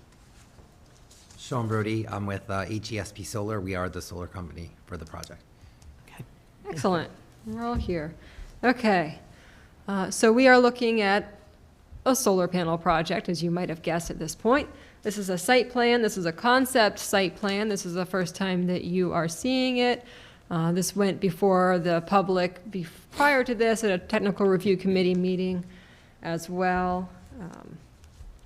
And we are looking at this as a concept plan. We are back down in the Eldersburg area, a little bit of a different location here, this time on the western side of Route 32, which runs through here. Sykesville is just south of here. In fact, the areas you see that are not colored in are within the town of Sykesville, and the areas you see that are colored in are within county jurisdiction. Our site right here on the north side of Obrecht Road is in the county jurisdiction. It is zoned residentially R10,000. You're probably familiar, if you are familiar with the area, with the Fairhaven complex here, age-restricted, assisted, and independent living. Over here to the west of that is the Copper Ridge facility, which is purely assisted living. And that is the site that we are looking at today. So again, you can see here, I mean, it's pretty well developed within the town of Sykesville, and this is all kind of in an age-restricted complex here. The property to the northwest is the Fairhaven Park. It's also Fairhaven property. This is independently owned, although I'm not too sure the LLCs weave together or not, but not quite relevant to our discussion here, because all they're planning to do is to add solar panels to the site. So we're looking at the site here, and you can see the building is probably one of the most complex buildings that we have in the county as far as the footprint and the layout and the roof. So they're proposing to add solar panels, and they're proposing to add solar panels to the roof. But as you might imagine, it's difficult to cover a roof like that. Our zoning code allows for the accessory use of solar panels on realistically pretty much any property. with some limitations, but certainly a property like this. And it allows for the accessory use of solar panels to cover 100% of your roof or roof areas on the property. And if you are unable to achieve that coverage on the roofs themselves, you're able to allocate the difference to ground-mounted solar panels, which then have to meet certain other requirements. So that's what's being done here. You can see they did their best with the roof mounted. It looks like every single panel is carefully and thoughtfully thought out where it can fit, and they put it where they could, and anything else is on the ground. The code, again, allows for 100% coverage. The 100% area for this roof was calculated out to be about 90,000 square feet, 90,377 square feet, to be exact. The proposal for solar panels cover an area of 67,269 square feet. So it's not quite 100%. I'm not very great at math, but I'm not too sure if that's even past 3/4 of that value. And it's pretty evenly split between the roof and the ground mounted, just a little bit more on the ground at 34,000-ish square feet and about 33,000 on the roof. You can see on the plan, which we've shifted a little bit, but Obrecht Road here is to the south. And then you have access drives coming in. There's a parking lot here and here for visitors. And then if you come around back, I assume this is more for the employees, this parking lot back here. So on the one side of both of those parking lots, they're proposing to add the ground-mounted panels and also a strip back here along the access drives that connects you to the rear parking lot. In conjunction with the installation of these panels, landscaping is required, and some landscaping is going to go away. There's some landscaping out in the field beyond the parking lots that's currently present that will be removed. So they're proposing additional landscaping as per our code requirements, and in fact slightly exceeding our code requirements. Whatever's shown on the site plan and whatever's approved on the site plan is what's required for that site to maintain in perpetuity. And currently it's showing a little bit over, but there are requirements to screen the solar panels even if it was not in excess. The region back here where there's just a little strip here, since it's not against a parking lot, I do not believe landscaping is applicable there, and it does not look like landscaping is shown. But I wanted to call attention to that area because if we go back a few slides, you'll see that there's some gravel drives that kind of connect these three parcels together. Those drives will be essentially the footprint of where that strip of solar panels will be. It's a hillside with a gravel drive on the bottom. It's not a road.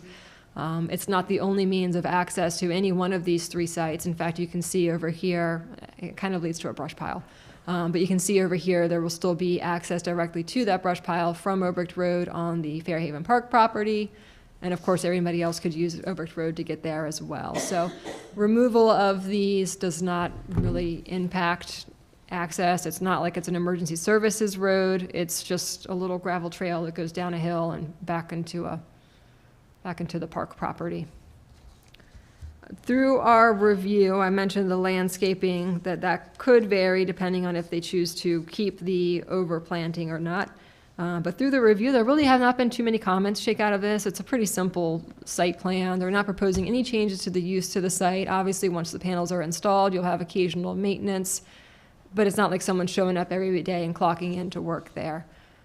So the parking lot, the parking spaces, the access drives, the use of the building, nothing's changing. They're just installing some panels to supplement it. Moving forward through the review process, I anticipate we're just tying up loose ends for stormwater and figuring out where the off-site forest conservation is going to be. Obviously, there's no forest on the site, but some forest conservation, I believe, was triggered by this development, so they'll need to address it off-site somewhere. The previous plan provided forest conservation back in the woods here. That was a recommendation of the county as well, but ultimately it will be a discussion with our forest conservation reviewer and the engineer. Yeah, I don't really have any comments or any helpful information to relay from any of the review agencies. It's been pretty simple as far as their comments and reviews and moving forward here. So we're here for you for a concept review. If you have any questions or anything you'd like to talk about or discuss about this site, we're happy to do so. I will remind you also that you can choose to now, if you'd like, defer this to the chair for final review and final approval. Otherwise, we would come back to present this to you once those final details have been worked out. So the stormwater requirements are the same as it would be runoff off of roofs, and, I mean, are all those requirements the same? Stormwater is always applicable if you're disturbing a certain amount of ground. And the way that you go about doing it can vary depending on the ground and how you're disturbing it, and we could spend all day talking about it. But what they're proposing here essentially is the areas where the solar panels are, and I think these stripes here, I'm not too sure if that shows them. Anyway, they're proposing to have a meadow-like condition there with grasses and such that have deeper roots that absorb stormwater, and they're proposing to essentially, correct me if I'm wrong, but provide what's called level spreaders that helps disperse the water to let those grasses absorb it, as opposed to just hitting short grass and just rolling off like pavement. So that's the way that the stormwater is proposed to be handled here. I don't know if you have any facilities. To the north of our site, it's actually on the Fairhaven property, and there is a perpetual easement around the existing pond. That was put in when the original Copper Ridge design was done. It's still there, still functions as a detention basin for quantity management, but for quality management for our site, we did put in the level spreaders and are putting in the meadow seed mixture underneath of the solar panels. So the existing stormwater pond is adequate for the amount of runoff that would be associated with the new solar panels? Yes, yes. Okay. And then the other thing, everything else is covered with solar. Did you consider covering the parking lots with solar? We did not. We are working for the solar company, and I'm not sure what their discussion was with Copper Ridge Development. I'm happy to answer. We did look at it. It's not, it's much more expensive. You have to build the steel housing over the facility, and that would make the project not financially viable. I mean, we're trying to put as much solar as possible in areas that don't ruin our countryside. I guess that's one way of putting it. I just would like to see more in confined spaces. So moving forward, I'd love to see solar on places that doesn't disturb open areas. Yeah. If you go in many of the areas out west, especially on college campuses, I think every parking lot, every building, every parking lot is covered with solar. Yeah. And I just think it would be a good idea for us to consider those kind of things here instead of ruining our open space with solar. Yeah. Catonsville Community College has its I know, solar it's- all across there. It's just a thought that I'd like to put in somebody's mind to say, let's consolidate this as much as we can to get maximum use out of solar instead of the things that are going on now. And I'm not opposed to what you're doing here. I'm just making a comment about this. I will add to that, that this is a strictly private system. It is not a community system that the electricity will go back out onto the grid. It stays within the Copper Ridge complex itself. So all the solar that's on this will be utilized by Copper Ridge? Correct. It's a net meter system, basically. Yeah. Okay, the net meter, right, okay. And there isn't any need for storage of the power? No, we're actually only producing about 65% of the load for the facility with all the panels. Wow. They must be in there using their Game Boys.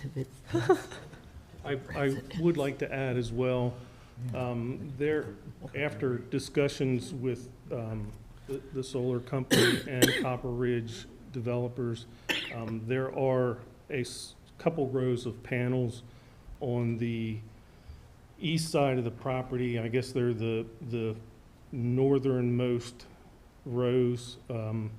There was discussions about, there's two existing trees or a couple different existing trees out there that Copper Ridge would like to keep. So we're going to be eliminating, I think, the first 3 or 4 rows of solar panels in that area. So we're going to make some adjustments to our grading to pull everything back in, preserve the trees that they want to. But I wanted to make everyone aware of that for future plans.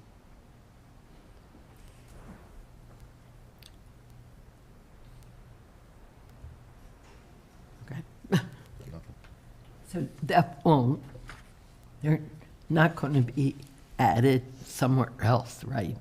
No. No, okay, just removed. Okay. Any other comments? No? Okay. Any public comment? No. Okay. Are we? Is this one we can delegate to the chair? You can choose to delegate this I'd to like the chair for comment on final that, if you don't approval. mind, Madam Chair. Because this is kind of unique, I'd like to see this come back just to review the stormwater runoff aspect of it. I think that has a concerning, I mean, I'm just concerned about it. I'd like to see how it's handled, because these things are new to the county, and I think we should be aware of the different aspects of it and how it plays out. So I think it would be a good educational thing for this group to see that final plan. Okay. Okay. Okay. Okay. I'll try to come with some more information about that for your education. So we will see you back here. Okay. Thank you very much. Thank Appreciate your you. time. Thank you. Okay. Let's forget the pictures. Item 11.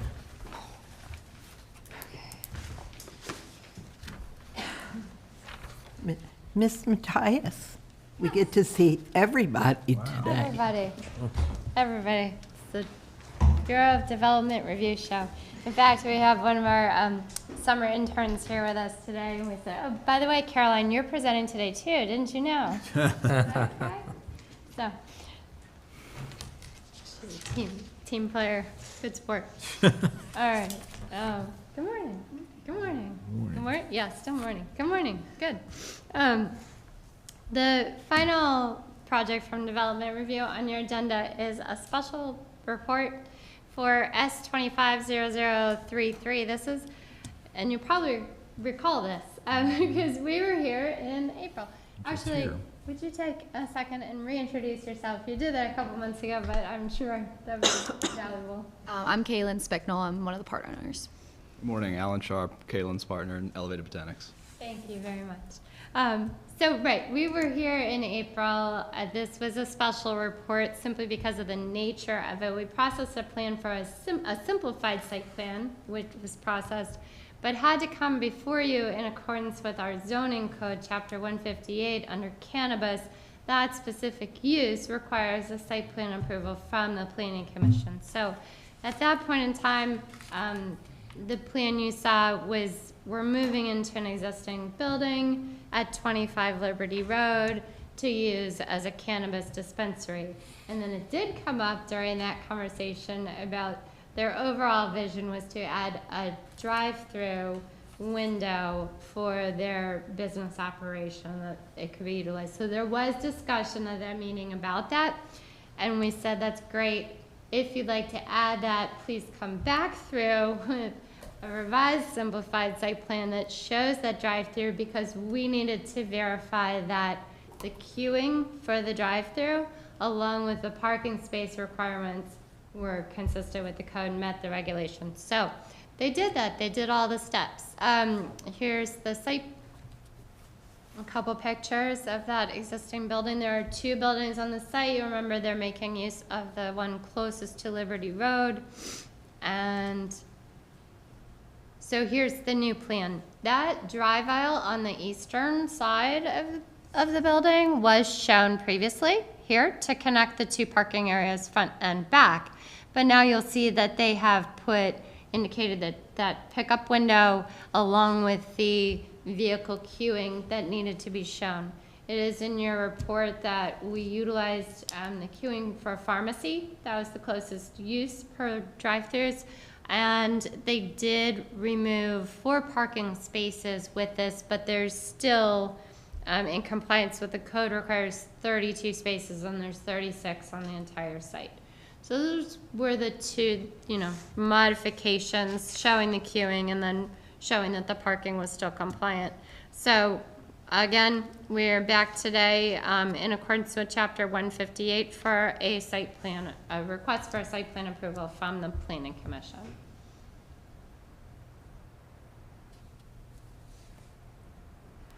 Questions? Refresh our memories on the topography of this site, and I don't think it has much bearing, but when you pull in, it slopes down to the back, right? Okay. And so I'm gonna be pulling around, okay, that's fine. I'm gonna be pulling around, and I'm gonna be coming up to the window, is that right? Yeah. Gently, it's a slight decline towards the rear of the property. All right. What's in the back building? And is it vacant now? It's vacant. Has the Maryland Cannabis Administration, have they addressed or issued any guidelines on drive-throughs for cannabis dispensaries? Yes, And they if have regulations specific to drive-throughs. Additionally, it will be inspected by the state upon our initial inspection. What are the guidelines? I don't have them in front of me at present, but they basically specify that you can have an opening in the exterior wall of the building to serve a customer or patient in a vehicle, but they have to remain in the vehicle. Unfortunately, I don't have them in front of me, so I don't want to misquote any of the regulations, but they do exist.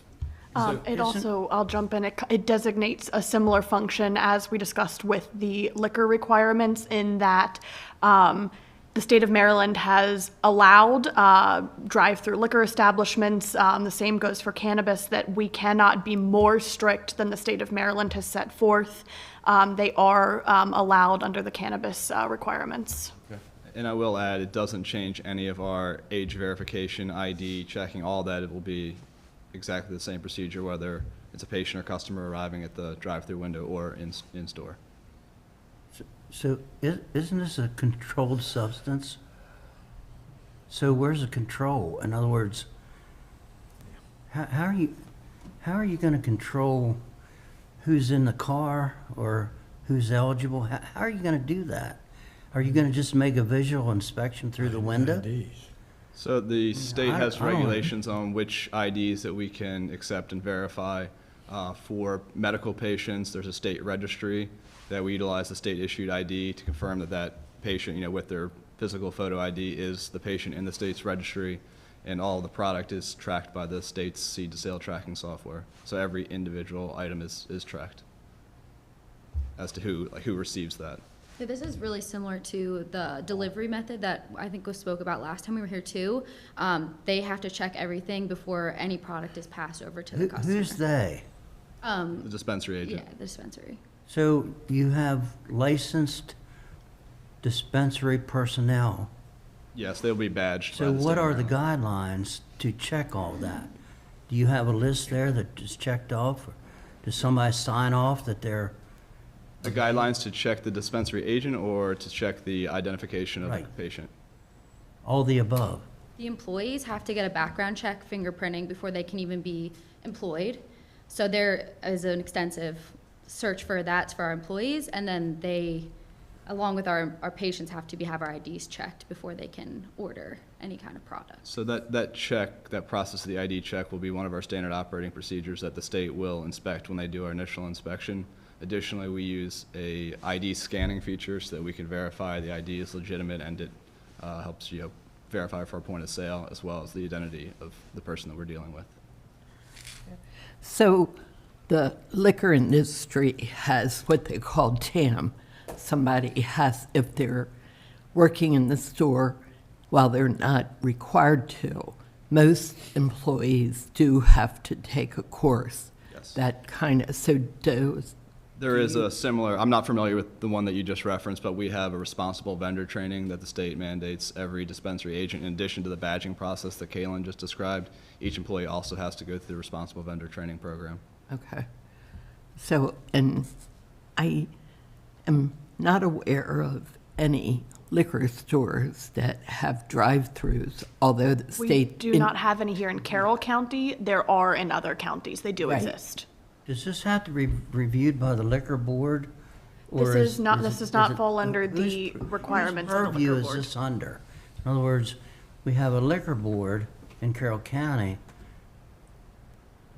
This Who- falls who under reviews health. this? This would fall under health department as well, along with, so health department handles tobacco checks, and, anything in that realm, so it would fall under the health department's purview.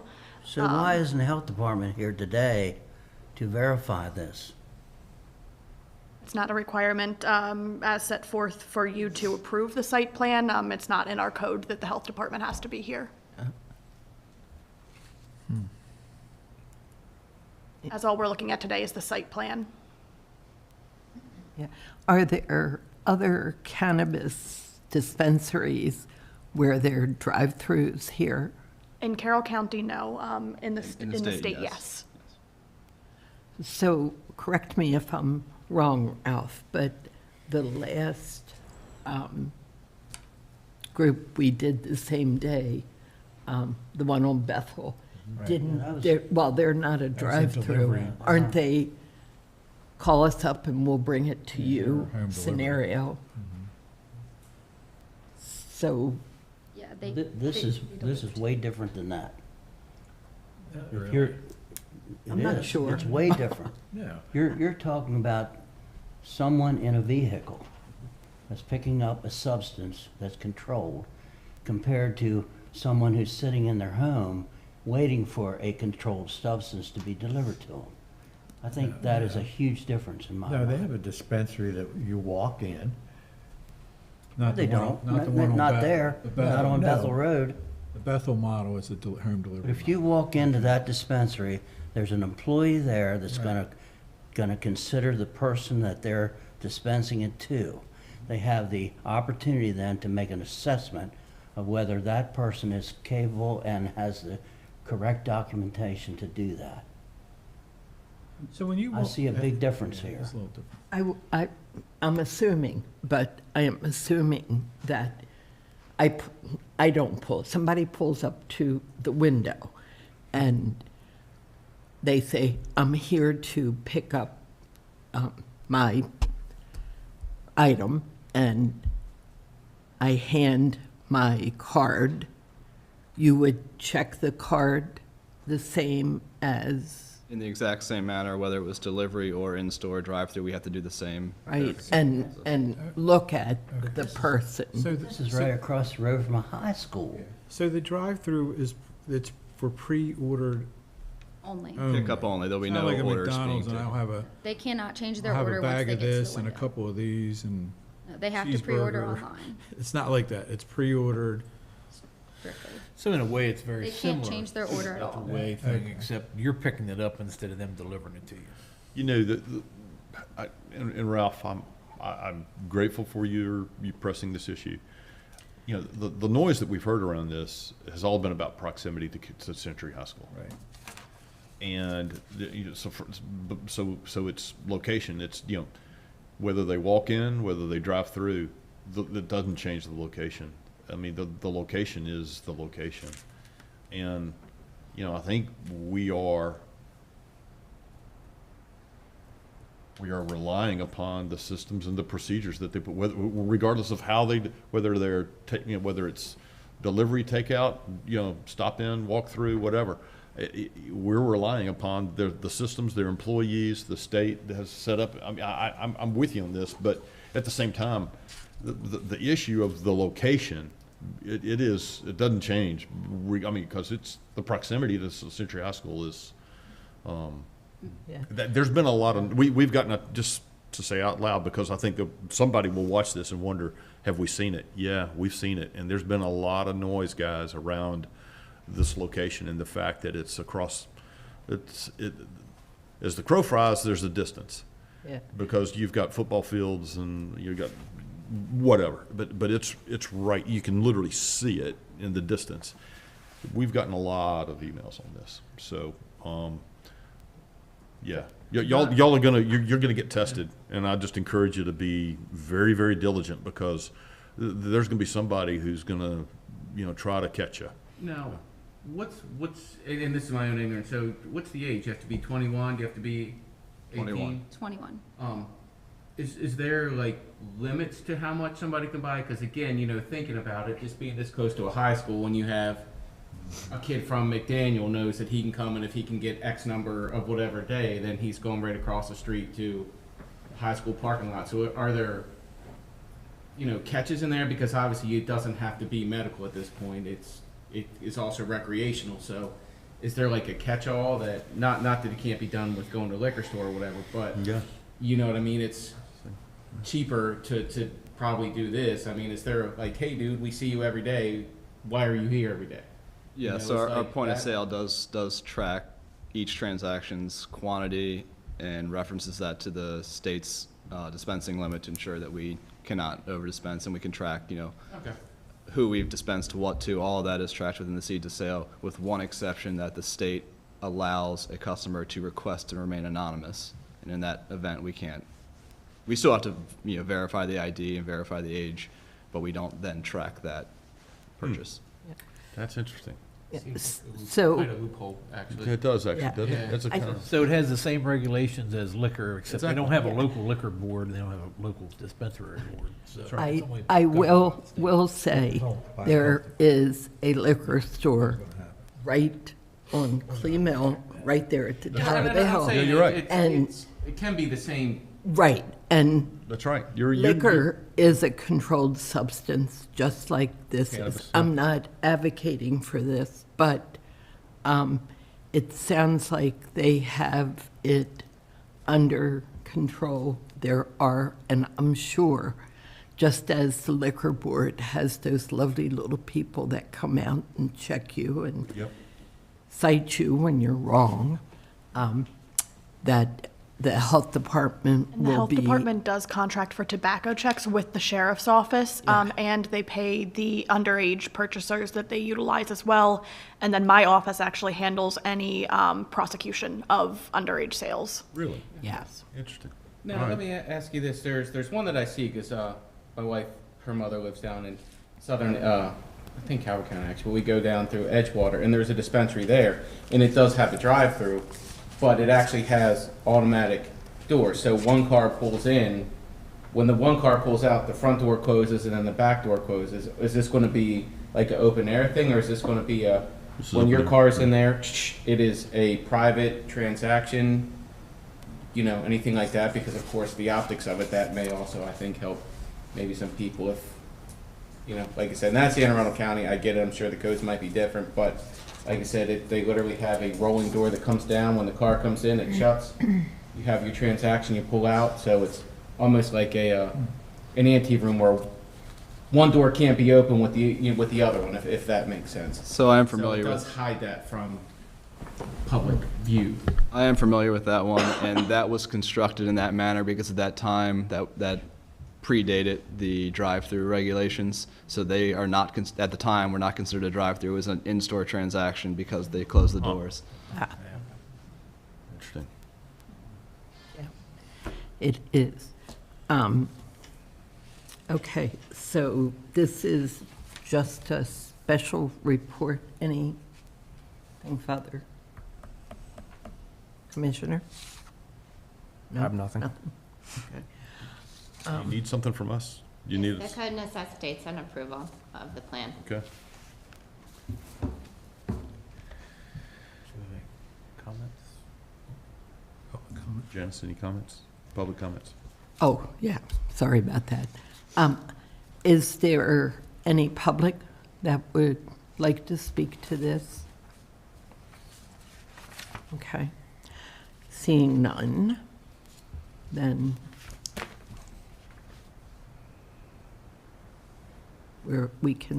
they can do. I move we approve the plan as submitted and allow any signature required be sent directly to the chair. It's just a one-time approval for. Okay, done, whatever. That's Okay. it. Doesn't have to come. Chapter 158. I'll second. Okay. Mr. Huff? Yes. Mr. Kane? No. Mr. Lester? Yes. Mr. Robertson? No. Mr. Smith? Yes.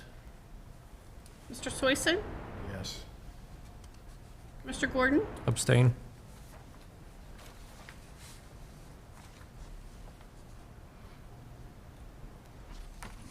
Madam Chair, let the record reflect, we have 4 yeas, 2 nays, and 1 abstain.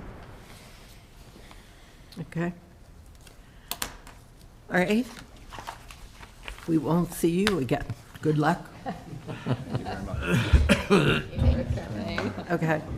We are going to take a 5-10-minute break. Won't see him till tomorrow. 10? Okay. 10-minute break. Okay.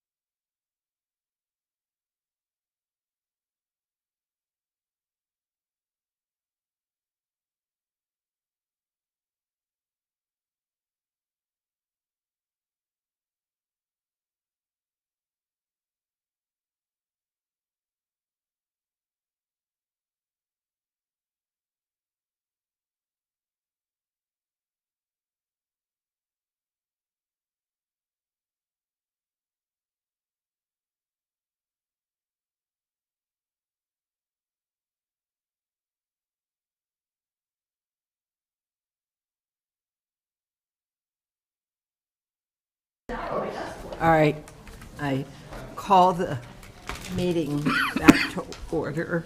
We have several things to get through here. So, item 12, Mr. Gray, thank you. Thank you, Madam Chair and Commissioners. Good morning. Still morning. Good morning. So I am before you today for the spring amendment to the 2025 master plan, or water and sewer master plan. There are 4 municipalities that are requesting an amendment for this cycle. Why are we amending the master plan? We are amending the water and sewer master plan to keep the water and sewer master plan current with current development. As I mentioned, there are 4 municipalities that are requesting an amendment change for this round. Those are Union Bridge, Hampstead, New Windsor, and Tawnytown. Just a couple of the goals. I won't read through them, but these are some of the goals in the Carroll County Master Plan that supports the water and sewer amendments. For the town of Union Bridge, and the order they are in is just from how they went to their respective planning and zoning commissions. Union Bridge Water and Sewer Amendment. Bureau of Comprehensive Planning received a request from the town to amend their water and sewer maps to correspond with their updated revision to their 2024 town plan review of their 2028 Union Bridge Community Comprehensive Plan. Many changes were made during this update, and as thus we did not go property one by one. How we reviewed this was just like a triennial update. We reviewed all the calculations, the buildable land inventory, to come up with the calculations that are before you today. And also to please note, after review of the triennial report, the plan capacity numbers for the town were double counted, and the numbers are 208,000 gallons per day for existing priority and future, so that was corrected. This is the updated Table 15, which is the water demand. The updated water amendments map. The updated Table 32, which is sewer demands table. And the updated sewer map. And they had 1 page of text amendments that are highlighted in the report. For the town of Hampstead, has come has come for an amendment to clear up any confusion and to get ready for their PFAS treatment and centralization project. With this, they are proposing to change property where their water and sewer plants are located on. So for instance, the North Carroll Farms water treatment plant, it will be going to the existing W1 water service category. The Hampstead Valley water treatment plant is going to the W3 priority service area. The Dairy water treatment plant, and the Dairy water treatment plant is located near the radio tower, the large radio tower in Hampstead. That is going to the existing W1 service area. And then for their sewer amendments, the North Main Street sewer pumping station will be going to the priority S3, and the Dairy water treatment plant will be going to priority S3. And once again, this is all just to set the stage so there's no problems for their PFAS treatment and centralization project. Then for the town of New Windsor, just like sort of what we did for Union Bridge, we looked at, because there were many changes. They had changes made to the buildable land inventory and gallons per day calculations. So instead of going one by one and figuring things out, we did like we did with Union Bridge, approached it like a triennial update with the calculations, and those are the numbers that are seen in the Table 15 demand calculation chart and the Table 32 calculation chart. And also just not to I don't want anybody to think I'm going too fast by this. There is one strike through in Table 15 in the in the notes on the bottom that you can see the red line through. The town wanted to get rid of that. Also, New Windsor had several text amendments that are highlighted in the report for both water and sewer. Then, last but not least, the City of Tawnytown. The City of Tawnytown would like to move one single-family dwelling unit from long-range sewer service to priority sewer service, the S3 sewer category, and add 250 gallons per day of residential demand to priority. Also, this amendment corrected a calculation error for total demand. That's the new Tawnytown calculations highlighted. So where are we now? Letters of consistency have been received and are in the packet for the respective municipal planning commissions. For today, we are here for a briefing, and we would like the Planning and Zoning Commission to agree to forward the amendments to the Board of County Commissioners for their review, to hold a public hearing and move on from there. So our next steps, since all proposed amendments are in a municipality, staff has asked the Planning and Zoning Commission to forward the amendments to the Board of County Commissioners. Then we will brief the Board of County Commissioners for a public hearing. If they agree to, we will conduct a public hearing, and if they approve the amendment at the public hearing, then we will forward, as always, the information to Maryland Department of the Environment for their final review and approval. So for the actual, and Daphne, I think this is, whoops, a different presentation. Trying to find the,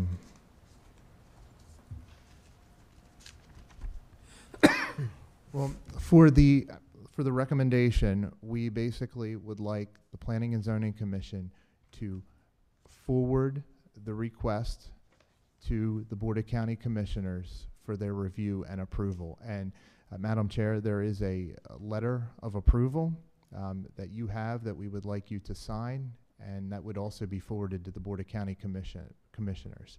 And if you have any questions, please let me know. Thank you. Thank you. I have a quick question. Yes, Andrew, sir. in that we're going through all this stuff with the Mhm. planning, and when's the next time we see this? You will not. I'm sorry. How often do we revise this? Wonderful question. So there are, with the triennial update, it's every 3 years it gets revised. Now, in that 3 years, the 2 years between the revision, there is a spring and fall amendment. So you can see this up to 4 times between the triennial reports being reviewed and approved. Got it. All right, thank you. When's the next triennial review? The next triennial review is planned to be next year. Next year. So we're in the middle of, the 10-year plan. Mm-hmm. And we're hearing a lot about water and sewer being a roadblock Mhm. to, growth, housing, et cetera, et cetera. So as part of the master plan, I'm sure we'll probably have discussions, and maybe some of those recommendations would make it into the master plan about investing in water and sewer expansion capabilities, et cetera, for the county or in certain areas. So if that would happen, then that would go into the triannual review cycle for further approvals, or? Yes, that is an excellent question. Thank you, Mr. Kane. That would be more of a triannual update when we look at the entire water and sewer master plan holistically. These amendments, if a municipality or the county with one of the county systems, if we would like to update the plan, these 4 amendment potential cycles are where we would do that. So these are just small, slight amendments just to keep pace with development. Okay. And I should say development that's consistent with the master plans. Plan, right. Yes, sir. Yep. Mr. Gray, these letters of consistency and all, is that tied to funding or a request for funding for these various projects? The reason I ask that, New Windsor is digging up every street possible now and replacing lines. Is this related to future funding needs that could help the towns? Mr. Robertson, I'm not 100% sure, but I believe in some way or another they are. I know with Hampstead, the PFAS centralization project, it's been talked about at their planning and zoning commissions that they received a lot of money for that project. I believe I've heard something with New Windsor as well. But I'm assuming with all this information, one way or another would lead to funding would have to be consistent with, to receive the funding, it would have to be consistent with the adopted water and sewer master plan. So in some way or another, I know that was a really long answer to your question, but in some way or another. Complicated question. Right, no, you're fine. It would somehow and another come back to, I would say yes. And if I could just draw your attention to the presentation that you have in your packet, does have the staff recommendation. My apologies to Andrew. I apparently loaded an old presentation for him. He has the correct presentation, and you have it in your packet. We just condensed the separate staff recommendations into one. So just for everybody's benefit, I can read that. Staff recommends the Planning and Zoning Commission certify the spring 2025 amendments to the Water and Sewer Master Plan as consistent with the 2014 Carroll County Master Plan as amended in 2019. And staff also recommends the Planning and Zoning Commission forward the amendments as presented to the Board of County Commissioners with a recommendation to adopt and submit them to Maryland Department of the Environment following a public hearing. Okay, so, I got pieces of that. well, Sorry to interrupt, public comment first. Yeah, public comment. oh, yeah. Is there any public comment? No. Okay. Now, I'll make a motion. Okay. I'll try. What she said. I'll make a motion that we certify the spring 2025 amendments to the 2023 Carroll County Water and Sewer Master Plan as submitted by the 4 municipalities, and forward those to the the Board of County Commissioners, forward those 4 municipal amendments for approval. That's pretty good. enough? That was pretty good. That's good enough. I second that. Sounds good to me. all right. Did you all do a second? We did. Oh, all right. We vote. can do this one as a group vote. This can be done as a group. You can do a But group? yeah, mhm. Oh, all Oh, it's been a right. while. There you go. Walk on the wild side. All right, all in favor? Aye. Okay, That felt good, everybody. thank you. Thank you, Planning Glad Commission. that's done. And I am That was signing refreshing. somewhere. Yes, I ma'am. have a letter for your signature.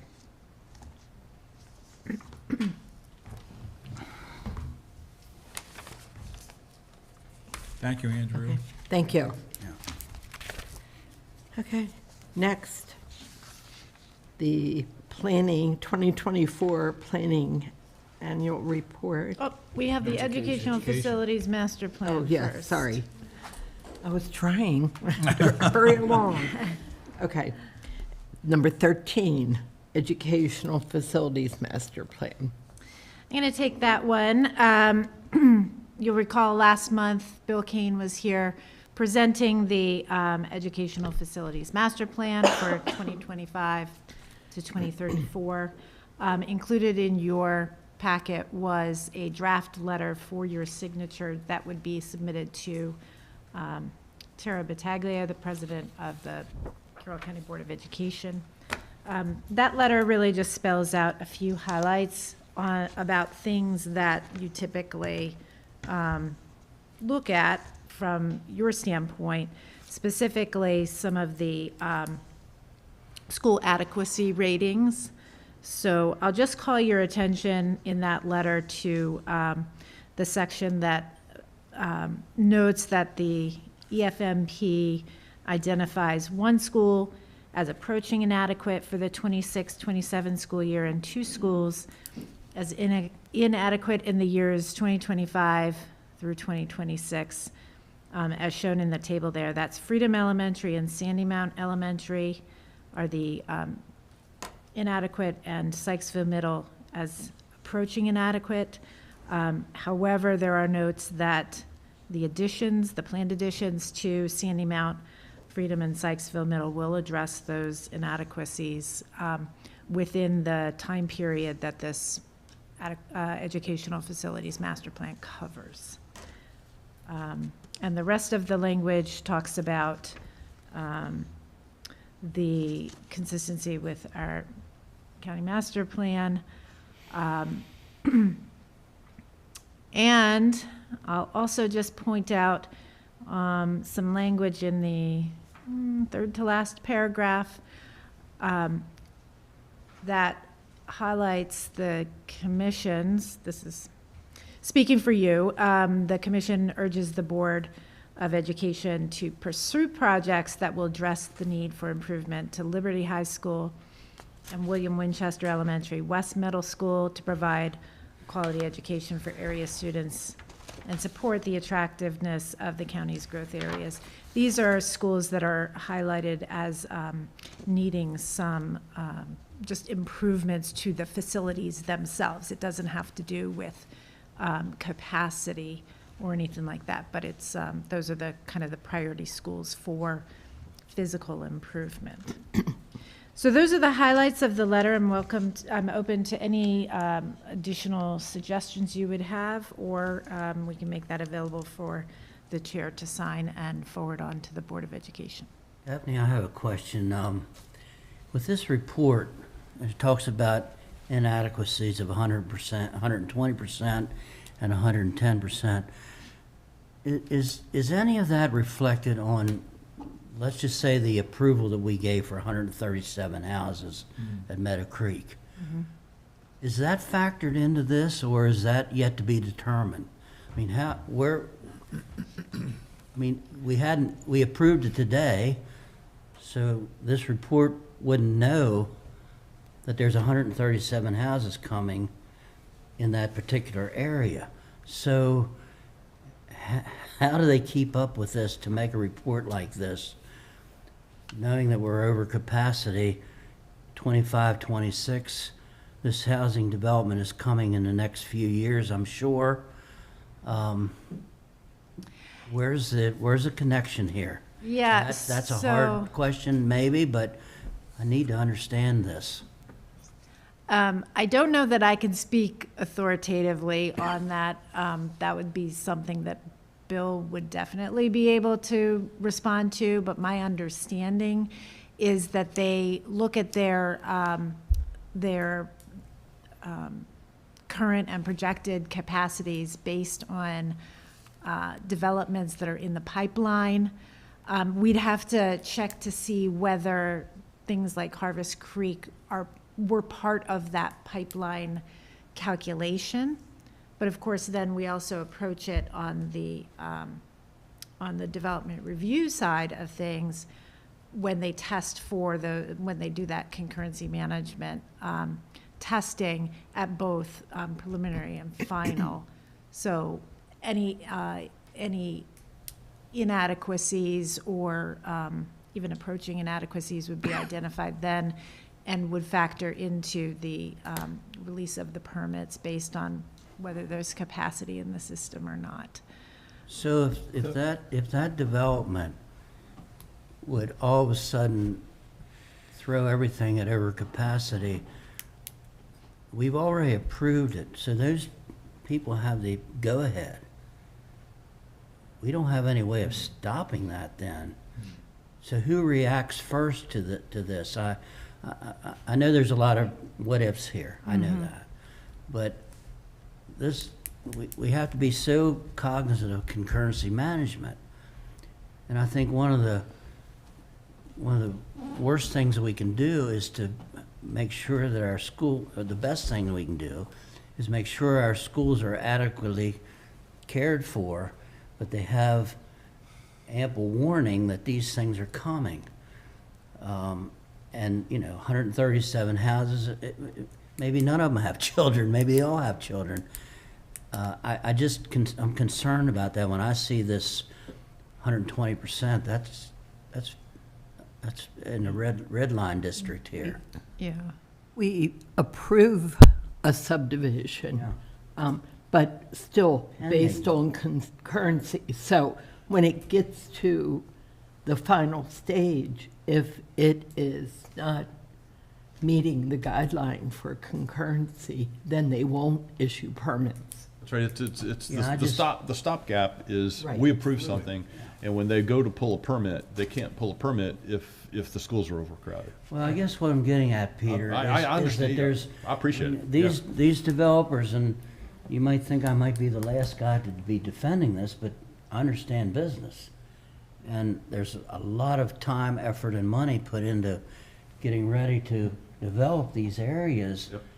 And I want to make sure that once we say the go-ahead is there, the go-ahead is there, and not have something like this say, whoa, you just got to stop in your tracks till we build a couple schools here, and that ain't going to happen. Yeah, I hear you. And I mean, the guy's got a constraint. He's got an acquisition and development loan he's got to feed. So I totally get it. Yeah. But they, as a developer in the past, it is understood there is no guarantee until you get to the end. And it's a struggle, but they are well aware of that, I can assure you. But when we discussed this, didn't they say that at this point it was adequate? At this point, yes. At this point. Yeah. But then we get this report that comes up with inadequate. And Yeah, I'm saying, where did it? the school that this feeds into is Carrolltown Elementary, not Freedom. Right. I understand that. I'm just trying to extrapolate. Yeah, I hear you. I know it's good forethought. Because again, things change, and not only that, we heard that there was a blip. And when we asked the question when he was here, what caused the blip, and they really don't know because they were anticipating a certain enrollment, and again, the thing that's amazing to me about, we can talk all day long about education, but the way they project their numbers, they're more right than anybody in the county. I mean, they're really good at projecting those numbers. And for them to come in and say, hey, there's a blip and that we weren't anticipating, that's a surprise. And you don't get many surprises from them on the numbers. They're pretty dead on, Ralph. And so, but you're right to anticipate this because, this is, and frankly, to say it, this is the concern of most of the citizens in the Freedom District, is that, okay, so we're approving growth. We want good growth.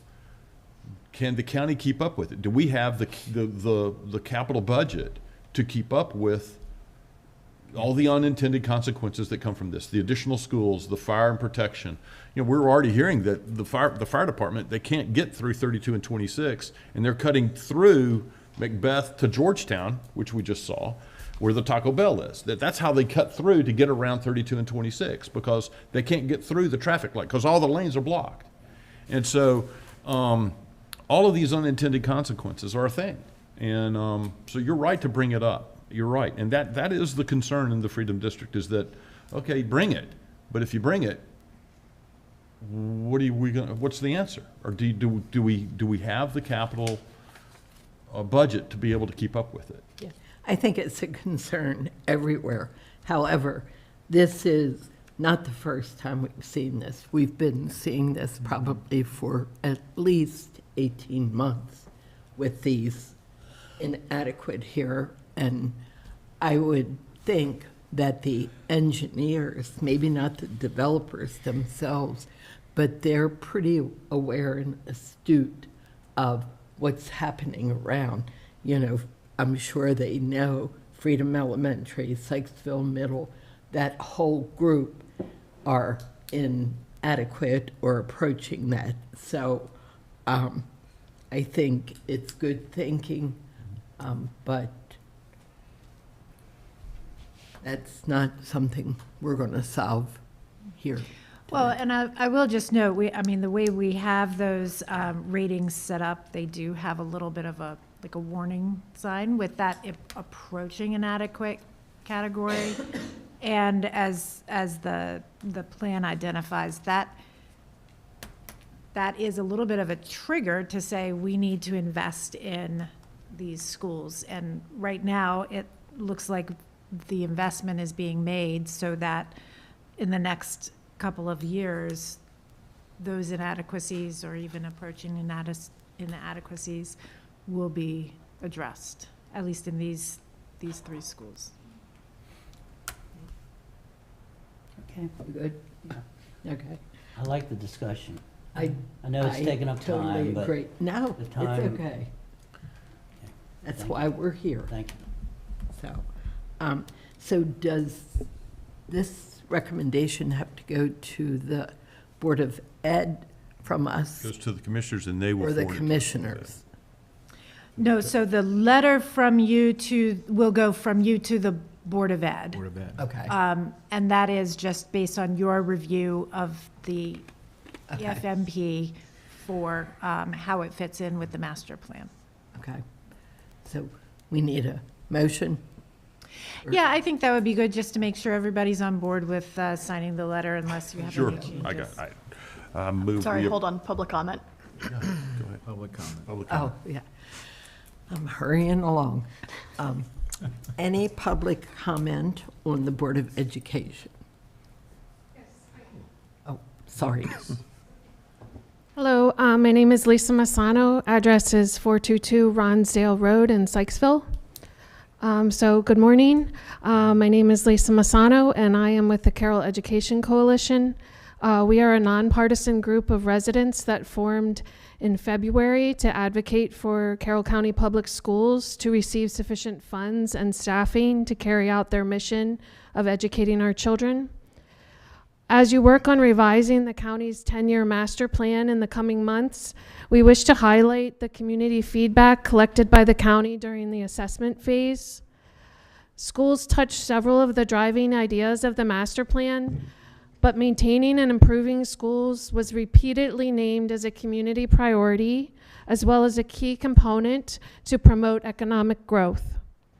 We support CCPS's educational facilities master plan being incorporated into the county's master plan, but it is our understanding that not all of those projects are funded in the county's future capital improvement plan.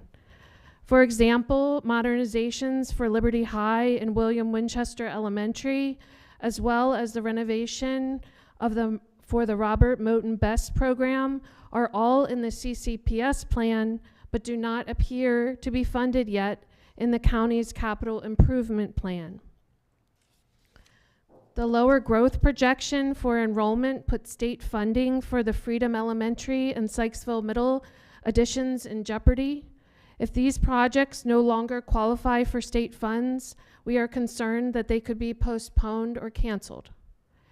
These are examples of aging buildings which require attention, even if enrollment is flat and state funds are not available. We believe the school system has been making the best use of the capital funding it receives for modernizations and routine roof and HVAC replacements. We feel that the community feedback you received on the master plan about prioritizing school investments is because the school system is not receiving enough funds to keep pace with needed modernizations. If the 40 CCPS schools are assumed to have a lifespan of 80 years, the county would need to modernize or replace one school every other year. But the county's current investment has not been able to achieve that pace, as described by county staff during this year's budget discussions. We need prudent planning and additional county funds to properly maintain and modernize our school buildings as prioritized in the Educational Facilities Master Plan. We urge you to prioritize significant modernizations on a timely schedule in the county's long-term master plan. We recognize that the funding must be approved in the county budget, and our coalition will continue to advocate for increased capital investment in our schools. Thank you for your time. Thank you. Any other comments? Okay. Now, I move we approve the letter dated June 17th, 2025, for the Carroll County Public Schools Educational Facilities Master Plan for 2025 to 2034, and that our chair be authorized to sign that letter to be sent to Ms. Battaglia at the Carroll County Board of Education. I'll second. all in favor? Aye. Okay. Done. Thank you. Thank you. Okay. Now, the 2024 Planning Annual Report. Tiffany, welcome. Thank you. Just take a moment to get set up here real quick.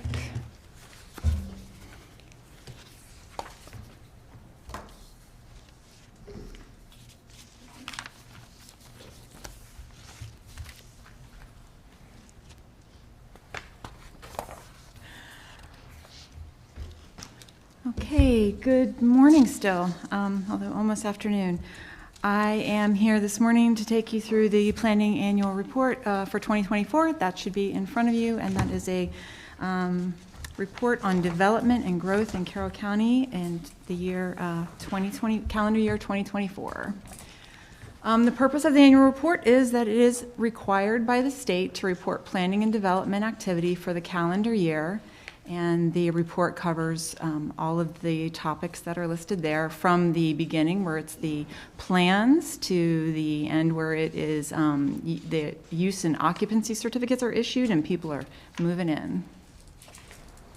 This report includes information from Carroll County and the 8 municipalities. All municipal development information and data has been provided by the town staff, and this is also a multi-agency effort, and the people involved are listed on page Roman numeral 6, and this is based on the land use article. Development-related activities are to be consistent with the local adopted plans and should implement the 12 state planning visions. Yes. So we'll start on page 2. Page 2 is just an at-a-glance, very high level for what is to follow in the annual report. It's just basically an infographic for the rest of the report. Then we start with new plans and plan amendments on pages 3 through 12, maps 1 through 8. So for plan amendments, there were no new plans, but there were several amendments to the Carroll County Water and Sewer Master Plan that became effective in 2024 as part of the spring 2024 amendment cycle. That included amendments from the city of Westminster, in the Freedom area, the town of Hampstead, and the town of Mount Airy. And those maps are presented on pages 5, page 6, page 7, page 8, page 9, and page 10. And then on page 11 is map 7 and includes county-wide planned water service areas. And on page 12 is map 8, and that's the planned sewer service areas county-wide. Next, we move on to pages 13 through 16, tables 1 through 4, and map 9, which include the site plans and subdivisions approved in 2024. This is a summary on the screen for those, and it includes county-wide, including the municipalities. There were 19 new lots, 20 new units, and that included 49.5774 acres that were approved for development last year. 18 of those new lots were in the county, and including also 18 of those units. For non-residential development, that is on both pages 14 and, on pages Oh, that's right, it's so small in the other one. Pages 14 and 15 includes 160 acres that were approved, about 160 acres. Of that, 23.45 acres were approved for county development. And that can be seen in table 4 on page, no, I do apologize, in table 2 on page 14. And then you can see that mapped on map 10 on page 18. I apologize, that is not correct. That is an error I missed, and I will admit that there are errors in this coming up at the end, but this one I totally missed. That is map 9 on page 16. I apologize for that. So this is not included in the report, but this is something we do put in the presentation. The residential development over the last 10 years, and this is the number of lots over the last 10 years, and does not include municipalities. So the approved lots last year were that 18 shown in 2024, and that's down from 37 approved lots for development, residential lots for development in 2023. And then for non-residential development that was approved in 2024, this is by acres of non-residential development, and that was down to 23 from 299 last year. Okay, next we'll move on to zoning map amendments on pages 17 through 18. Includes tables 5 and 6 and map 10. There were a total of 4 annexations last year, and those were in Hampstead, Mount Airy, and 2 in Westminster, and those are on table 5. And then table 6 shows the 1 rezoning that happened in 2024, and that was in Westminster. And then those are mapped in map 10 on page 18.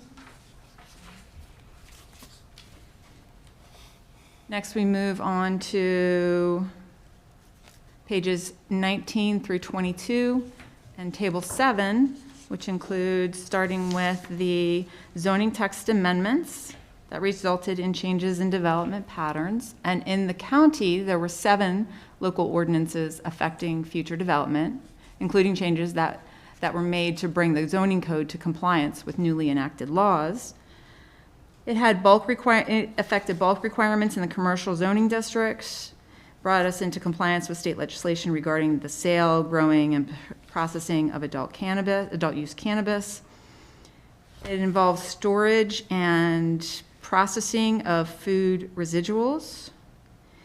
It involved the development rights and responsibilities agreements, site and design requirements for solar energy generating systems, and also brought the county zoning code in compliance with the Maryland Housing Expansion and Affordability Act of 2024.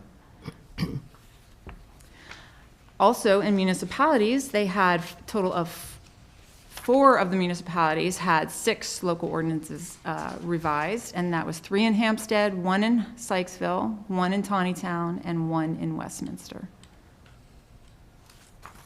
Mount Airy had 1 amendment to the PFA boundaries with the annexation of Pank Land LLC. There were no new schools or additions to schools, and there were new roads, including 4 in the county, and that is shown on table 7. There were also improvements in Tawnytown and New Windsor to their roads. There were no developments were modified due to APFO restrictions. And then for new parks, there were several park additions last year, which included purchasing of 44 acres adjacent to Cape Horn Park, completed a challenge course playground at Freedom Park, and there was a memorial garden was completed at Westminster Veterans Memorial Park. There was a new Gaga ball pit that was added to Leicester Park, and there was a disc golf course that was added to Crimrold Park. There were also improvements at Hampstead Park and at a few parks in Tawnytown as well. Now we're going to move on to pages 30 through 31, because those end up summarizing a few pages that are before that. So that includes Table 16 and starts with building permits. And this, I will already give you a heads up, there is an error on this one. So it's not a total of 418, it is a total of 208 building permits issued in 2024. And of the 174 residential permits that were issued last year, 45.2% of those residential permits were granted, or were issued in the growth areas. And of the 34 non-residential permits issued last year, 11% were in the growth areas.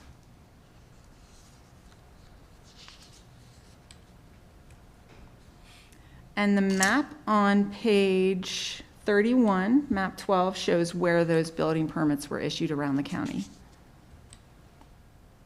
Next, we go into new use and occupancy certificates issued. That is when the property is ready to be moved in, and includes map 13. So a total of 275 use and occupancy certificates were issued for new construction in the county last year. Table 17 shows both new construction and improvements that were made, and that's why those numbers are much larger. But Table 18 shows the new construction. And of the 107 residential UNOs issued last year, 45.5% of them were issued in growth areas.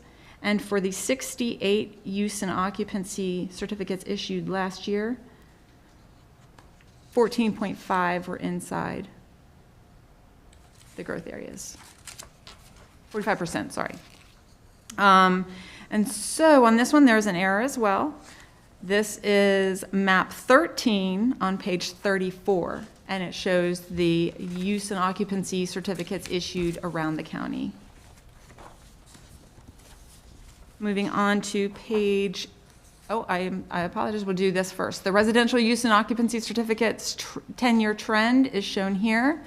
So the new residential. Those that were in the 300, 400, and 500 range from 2020 to 2022, Tawnytown was a big portion of that. That they had large development going on at those times up in that area. And then once they had completed those, that kind of ended the spike. And now we're down to the last 2 years where it's around 200-ish.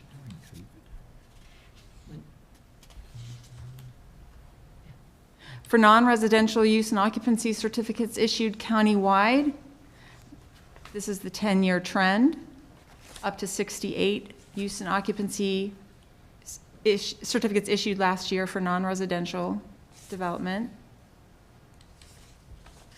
Next, we'll move on to the development capacity analysis on pages 36 through 41, also known as the buildable land inventory, and includes tables 20 through 24 and maps 14 and 15.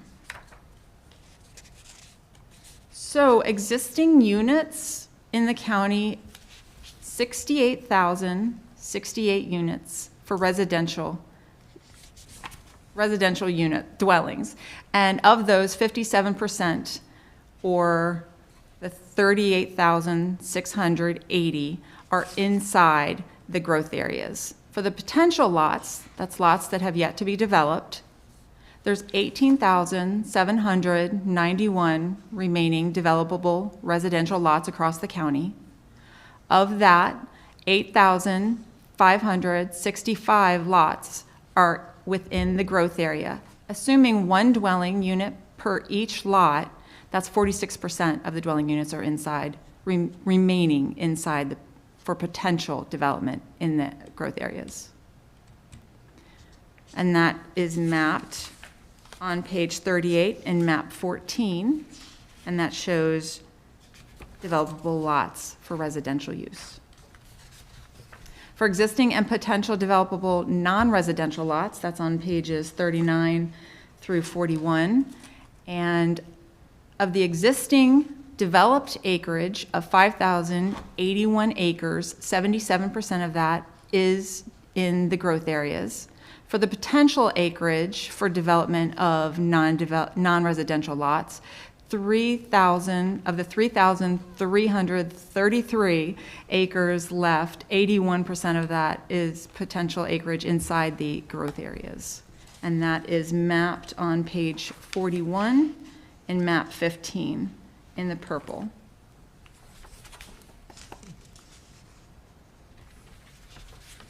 Next, we move on to agricultural land preservation on pages 42 through 43, includes tables 25 and 26, and map 16.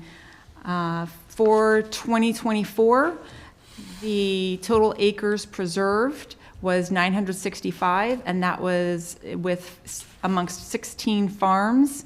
As of June 2024, a total of 80,066 acres of land were preserved for agricultural use, and a total of $5,113,539 went to land preservation last year. You'll see that there is another table at the bottom, table 25, and it does give a short description there. Table 25 of the 2023 Carroll County Planning Annual Report was done in fiscal year. So this is just for our own reference when we're calculating acreage down the road, that we have the calendar year that's there. So that's all that's for. And those are mapped. The land preserved is mapped on map 16 on page 43, not 50. This is not in the report and just shown here in the presentation. For the last 5 years, the trend in agricultural land preservation. And then this is the approved development and preservation over the last 5 years. On the left-hand side of each year is the ag land preserved, and then the right, that column is for both the not residential and non-residential development approved over the last 5 years. So all 8 municipalities have already certified their information before sending it to the county, and those are included at the end of the report. The County Planning Commission, we're just here today asking for the certification letter to be signed for this as well from you, and then we'll send the final report to the Maryland Department of Planning, and we will present it to the Board of County Commissioners. We'll distribute final copies of the document to the municipalities, and we will also post the document online. Any questions? This is a lot ton of information. A lot of good work here. Yep. Appreciate it a lot. Moving forward, though, is there some way we could track how many acres of open land will be devoured by solar panels, especially in the ag zone? Is there some way of tracking that? We can certainly start to keep a record of approved plans and acreage and that sort of thing. The reason I asked the question, Daphne, is I read the legislation talking about 5%. In the PPA? In the PPA. And when you start doing the math on that, it really adds up, and we're talking about priority preservation areas in our county. So it just seems to me that we should somehow see how that's going to pan out. I have my own ideas, but a lot of times they go to the wind. But I would like to know how much of our good open land is going to be devoured by solar panels in the future, or moving forward. So I wonder, we can talk a little bit about this in terms of the best place for that. We definitely have in here, of course, the plans that have been approved. We could break out solar plans, solar projects, or create a whole new section. Yeah, well, I'm not talking about like what we approved today about the solar panels. That's a good You're thing. talking about That's a commercial. good thing. Not But I'm talking about private things. the millions and millions and millions of dollars and the total commitment that the county has put forth to preserving open land and protecting our environment in those areas. I'd just like to see what impact this sort of arbitrary legislation is going to have on us.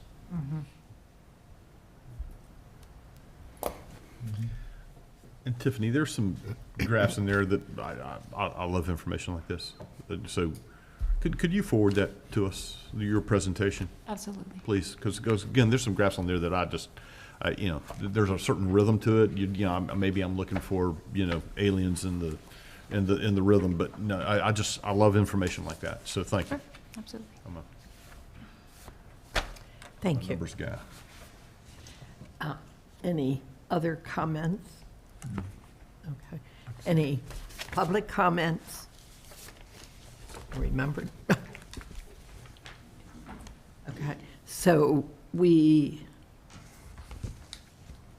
they just need to, So there is a letter that we have that Yeah. is just for your signature, Madam Chair, that is kind of a transmittal letter to Maryland Department of Planning. do we need a motion for that or just sign it? I would make a motion just to be safe. Sure, yeah. Okay. Why not? Okay. All right, I'll make a motion that we approve the 2024 Planning Annual Report,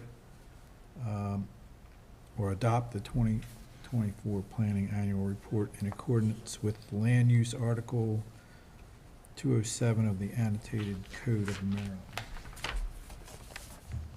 And authorize her to sign that. letter. Authorize Janice to sign it. Send it to Daphne for signature. Did I hear a second? I'll second that. I didn't. Okay. Okay. All in favor? Aye. Okay. Great Thank work. Thanks, Tiffany. Good work, Tiffany. Thank you. Staff. That's a lot. Pass that over. All right, we are There's a lot. not done, guys. Number 15, Employment Campus. Yeah, explain this one, Lucy.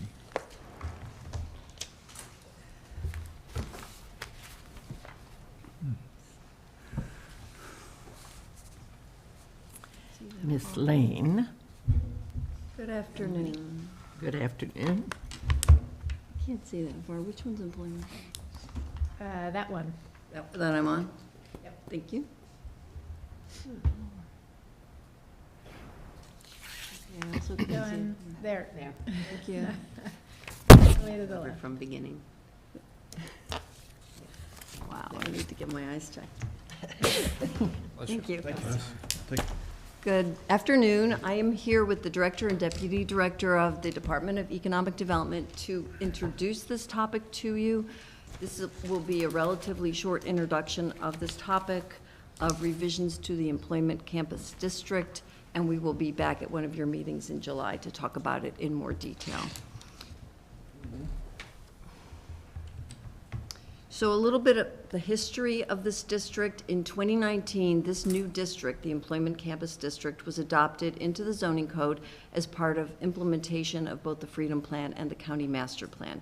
It was based on the definitions, the policies, and the strategies in these two plans. So it was defined in both plans as areas intended to provide for a comprehensively planned, high-quality employment centers in campus-like settings to attract employers of highly skilled workers and primarily higher-paying jobs, including research and development trends, institutional, office, flex space, and other light and limited industrial uses, while also providing a more flexible approach to design and development.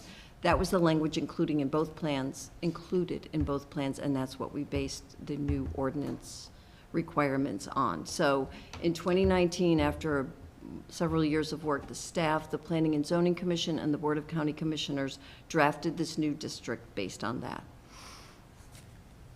Included in this were the need for walkability, proximity, or inclusion of residential areas, interaction through design, compatible signage and architecture, as well as a feeling of nature through enhanced open space and landscaping.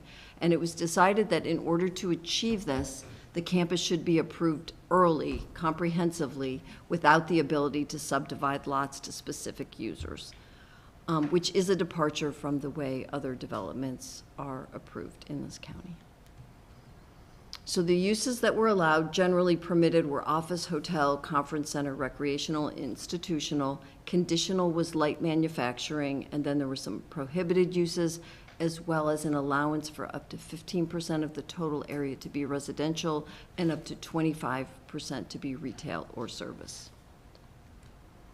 There are currently only 2 properties that were rezoned in 2020 to the Employment Campus District based on the plan recommendations. The first one is 12 acres near the landfill, and the other one is approximately 121 acres off Clees Mill Road in the Freedom area. So why we're here today and why we've brought this to first the commissioners and then you. There has not been a development proposal yet in the Employment Campus District, and the thought is the detailed information required at initiation of the review process is too inflexible and makes development problematic. The demand for certain uses, specifically offices, that were considered the target in 2019 has gone away. And the Employment Campus District may need to be more flexible in allowed uses to respond to these current market trends. And when I'm finished with this, I'll turn this over to Economic Development to talk about that a little bit. So we went before the Board of County Commissioners on May 22nd, and after a short discussion, they requested that you re-examine this zoning district, particularly the development review process, as well as some of the uses allowed. But we should also maintain the purpose of this district as envisioned in the plans. The focus should be on incorporating more flexibility into the process and removing regulatory hurdles to the approval of the desired uses.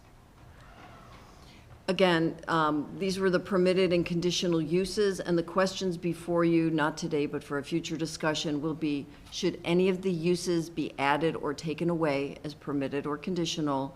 And should any conditional uses be changed to permitted? And where we're going with that is consideration of the light manufacturing as becoming a permitted use. And the second area for consideration is the review process. As you can see, and as I briefly mentioned, a development plan for the proposed campus has to be approved up front in a lot of detail. It's for the entire proposed development, not just part of it. Should the review process be more flexible by requiring fewer details upfront? Currently, the development plan that has to be approved upfront is the size, the location and shapes of buildings, which is pretty detailed, ingress and egress patterns, parking areas, storm drainage, water and sewer. Some of those aren't particularly onerous, but everything should be under consideration. And then also other information for the Planning Commission to give necessary consideration. A complete signage plan must be approved, as well as building architectural renderings.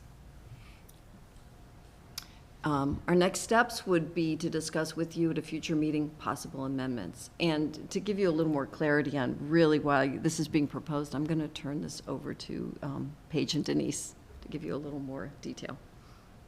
Yeah, as Mary said, we haven't had any projects that have come forward for consideration for the Employment Campus properties, and there is one particular property down in Eldersburg that the county, would like to see us take a look at. But what we found is circumstances have changed since, this designation was put in place, and there's not as much demand for office space, in the market today, and we do need to take a look at maybe some of the conditional uses that are conditional now in Employment Campus that we would like to have you consider changing. So I think it's timing is right to take a look at this. Obviously, now we just feel a few little tweaks to this employment campus zone would allow us to entertain other projects in these properties. And Page works very closely with the Industrial Development Authority that is a potential player with regard to some development of one of these properties. And but right now, with the requirements to do the comprehensive plan up front, it's just very different from the way parcels are being developed today. I don't know if you want to add anything. I'd like to add part of, I think, what the definition read about being flexible. This campus zone is designed to be flexible, but the way that it's written, the development process itself doesn't lend to that flexibility. As Mary pointed out, the entire campus has to be pre-planned, which, as you know, when you do a site plan, you do see that. But when you get into the actual shapes of the buildings, uses, a lot of times developers don't know what that's going to be. You can go in, you can grade the site, you can put in the infrastructure, you can do all that, and that's fine. But to get to this degree of detail is a challenge. And doesn't really allow, and I don't know that it's in the code, does it allow for subdivision even? I don't think it precludes it, but it would be difficult to do it. Very difficult to subdivide, and that really is a big hurdle to get through. So a developer like a St. John's property, you know, they do come in and they do development like that, but they don't know who their users are either. Right. They pretty much know how they want to pre-plan their buildings and where they're going to be, and they come to the planning commission, and sometimes they come back, as they did at Liberty, and say, we want to change, you know, this building. But to come back and tell you exactly what the uses are, and that the building is going to sit perpendicular to this particular building or something like that, it just doesn't lend itself to some of the development trends that we're seeing today. So is it the case that what we want to do is reposition this property so that a speculative developer could come in? Is that what we're trying to do? I think, yes, that's Okay. that's a piece of it for sure. You know, spec development is good. It's an indicator of a healthy market. Right.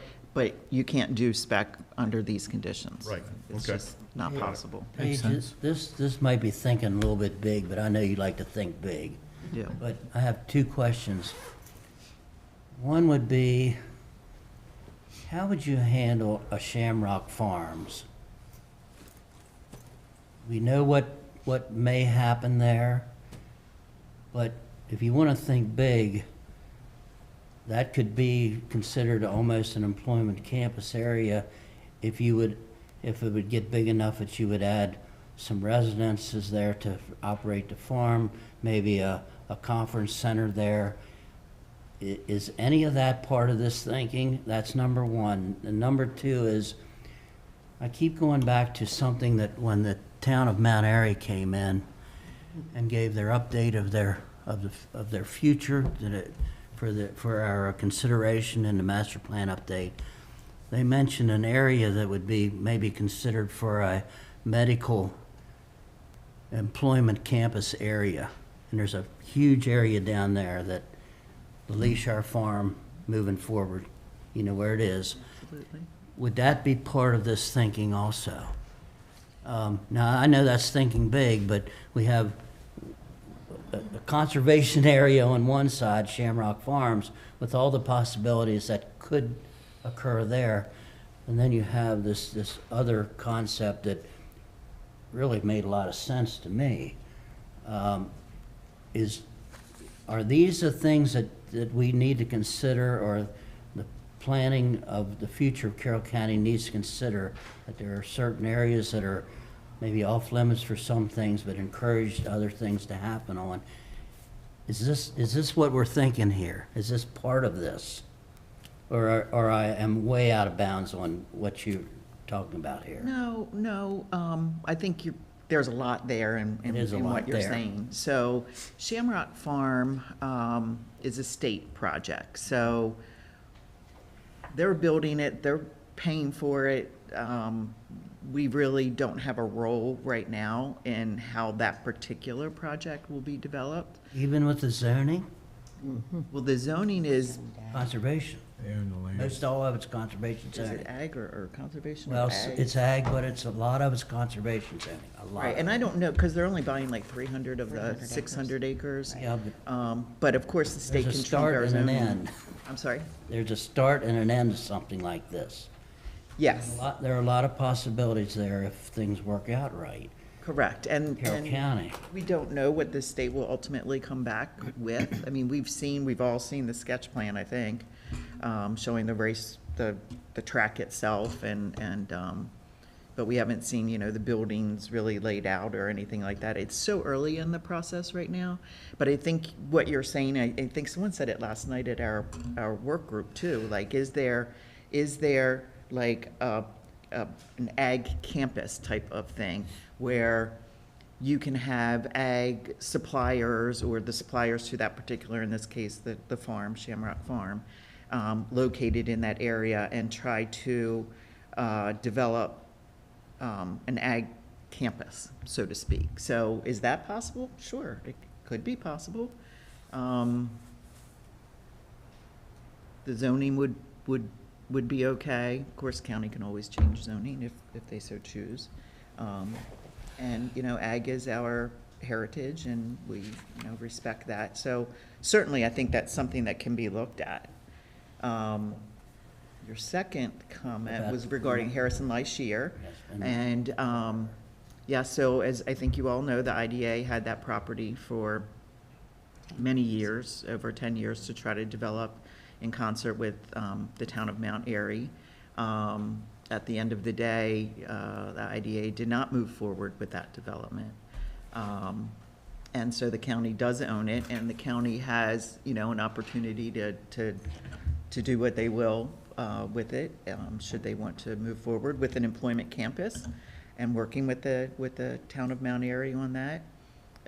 It certainly is located in a very desirable location. And it's a large property. It's, proximity to really the, biotech corridor. I'm not saying that this particular property would be biotech, but, certainly growth does move out, and there is some potential there for some high-tech type of facilities. The location of that is pertinent to Howard County, Montgomery County, Frederick County, Carroll County. So let's suck all the benefits we can from all these other counties in that area. I really liked what Mount Airy was thinking here. I did too. If I did that too. would ever be a possibility, it would be a wonderful possibility for Carroll County. And I think we encouraged Mount Airy to possibly take steps to talk with you in economic development and just see if a seed could not be planted here. It's real. Yeah, we met Sitting with there a them. long time. Well, it just would be a good idea, I think. We met with all the towns during last year, 2024. We did meet with all the towns to sit down and learn about their priorities and, how we can work in concert with them. And I haven't had a recent discussion with them regarding that particular concept. I have heard about it, and certainly everybody wants the parkland. So I think there could be something there as well. Thank you. Sure. So, light industrial, give us some examples of. If you're familiar with the Westminster Technology Park, 197, across from the airport, Kenora Brake, Strauss Corporation, ATB, Hexagon Purus. They're high technology companies, but they do manufacturing. They have office as well. Kenora Brake is a great example as well. So we're not talking smokestacks. We're not talking automotive manufacturing or storage, warehouse distribution. we're really talking about what has been our bread and butter here in Carroll County for light manufacturing success stories. Fairlawn Tool, Integral Components, I couldn't think of their name, West Pharma. So they do manufacturing. I mean, obviously it's generic drugs manufacturing, but those are light manufacturing uses that we would ask you to consider allowing as a principal permitted use because of, as I said, it really is our meat and potatoes here in Carroll County. And they're all very diverse, you know, and that helps the local economy to have the diversity in those types of manufacturing. Not a lot of noise. No. Associated. So this bubbles up from the market, and you're hearing this from the marketplace, what they like to see in Carroll County. That is correct. We've had interest in the property, but the development process itself is, you know, can we get through a conditional use? Yes. I mean, I think, you know, at the end of the day, if the planning commission saw a light manufacturing use and is it conditional, can it, you know, does it fit there? I think, you know, for the most part, you would probably agree that it does.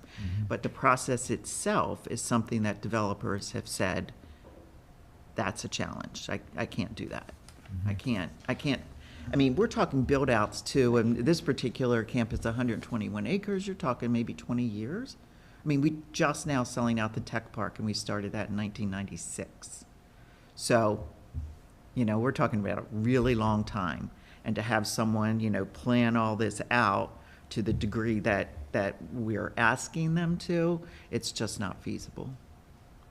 So it's not subdividable. It would still be some developer. It would be a comprehensive, which again, St. John's, you know, Merritt does that occasionally. But, you know, we in Carroll, I mean, St. John's, they're doing a great job down in South Carroll now. But we've always had the need in Carroll for smaller lots that, you know, these manufacturers that we've just talked about can purchase, build their own facility, own their piece of property. And it's just an inventory in Carroll we've never really had. We have the North Carroll Business Park now in Hampstead. It's about 30 acres. So when the IDA looks to do something with the property, what they're looking to do, you see at the Tech Park, you'll see at North Carroll Business Park, let's go in, let's put the infrastructure in, let's get this pretty much pad site ready. So when a builder comes in, you know, they have to go through their site plan process and their building process, but instead of 3 years, it may be 2, which is still a long time to put a building up, but, you know, we can't do that. The IDA type of developer cannot do that product under these standards. Okay, so this doesn't need anything today? No, You'll we'll be come back to you in July and we'll talk, well, you've gotten into a little bit of the specific discussion, but we'll get into it. Okay. And then the process will be, as all text amendments, it will go back to the county commissioners with your recommendation for them to hold a public hearing and decide. Okay. Just, can I ask? Okay, go ahead. Just real quick, the two properties, the 12 acres near the landfill and the larger property off Cleves Mill, were they zoned commercial, light industrial, agricultural? So the Delaney property was ag, I think. I think it was ag as well. It was ag because, or conservation, because it was an old school site. Yes, and there is an adjacent school, a legacy school, which is there now. And the 12-acre site, gosh, I don't know if that was part of that IR district or not. And quite frankly, I don't know think why a that's quite- 12-acre piece kind of got an employment campus zone, but I'm sorry, I can't speak to that one. And for an employment campus zone, I mean, that's pretty small. 12 It was acres. intended to be part of a larger one, but the commissioners only approved part of the okay, rezoning. okay. Okay, thank you. Okay. Anything else? No. Is there anything for the next time this comes to you? Is there anything in particular you want to make sure that we bring back? I guess I would like to understand the, you know, start at the outcome we desire and work backwards. I mean, if we want to be the ability to subdivide it, we need to, there's some things that I think we need to kind of work backwards on to say, okay, if this is the outcome we desire, what do we need to make that happen? Does that make sense? Mm-hmm. Do the municipalities, do they have any employment campus zoning? You know, at one point Warfield was an employment campus. I don't know if that's ultimately what they ended up with in the town limits themselves. Yeah. Mount Airy. And Mount Airy has the office park zone. Okay. Hampstead must if the Employment campus? the employment. No, it's IR. It's IR? That's IR. Okay. Maybe when you come back, to do a little survey of the municipalities to see what's on their radar, if they're hearing anything bubble up from the marketplaces, you know. And one thing that it was also brought up last night too, which this employment campus does, it has a small residential component.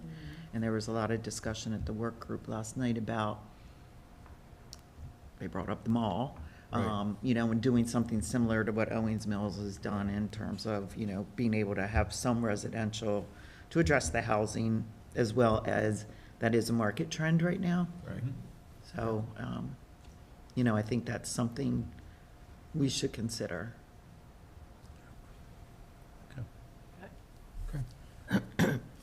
Okay, all right. Okay, well, Thank you. we'll see you Sorry, again. public comment.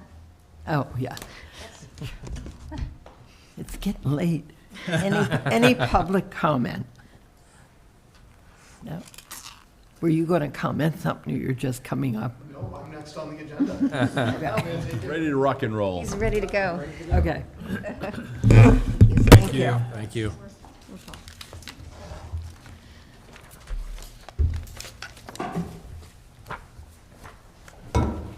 Solar text amendment, number 16. Mr. Hine. Yes. I think this is me. Yes. And there we go. Good afternoon. I will take us home here and try not to take too much time. Just to refresh your memories as far as how we got here. So going back 4 or 5 years ago, the county had solar codes related to the various types of zoning districts. Each zoning district had slightly different requirements to it, and we allowed for solar development on agricultural land. Around 2022 thereabouts, we started seeing some projects come through the process, and there was some community concern about the use of agricultural land for this industrial type use. And so the Board of County Commissioners put a temporary moratorium in place that paused the processing of those so we could dig into it a little bit more. We pulled together a work group and discussed it in length and brought it back to you all to discuss. And ultimately, the Board of County Commissioners decided that, you know what, agricultural land really was not the appropriate place for solar development. So we removed that section of code from our ordinances. At that point, many of those projects, several of those projects that were in process, then went a different route. So the Public Service Commission of the state has state law that allows them to cite energy generating type facilities. So think in terms of like nuclear, coal, natural gas, those types of things. That's in state law.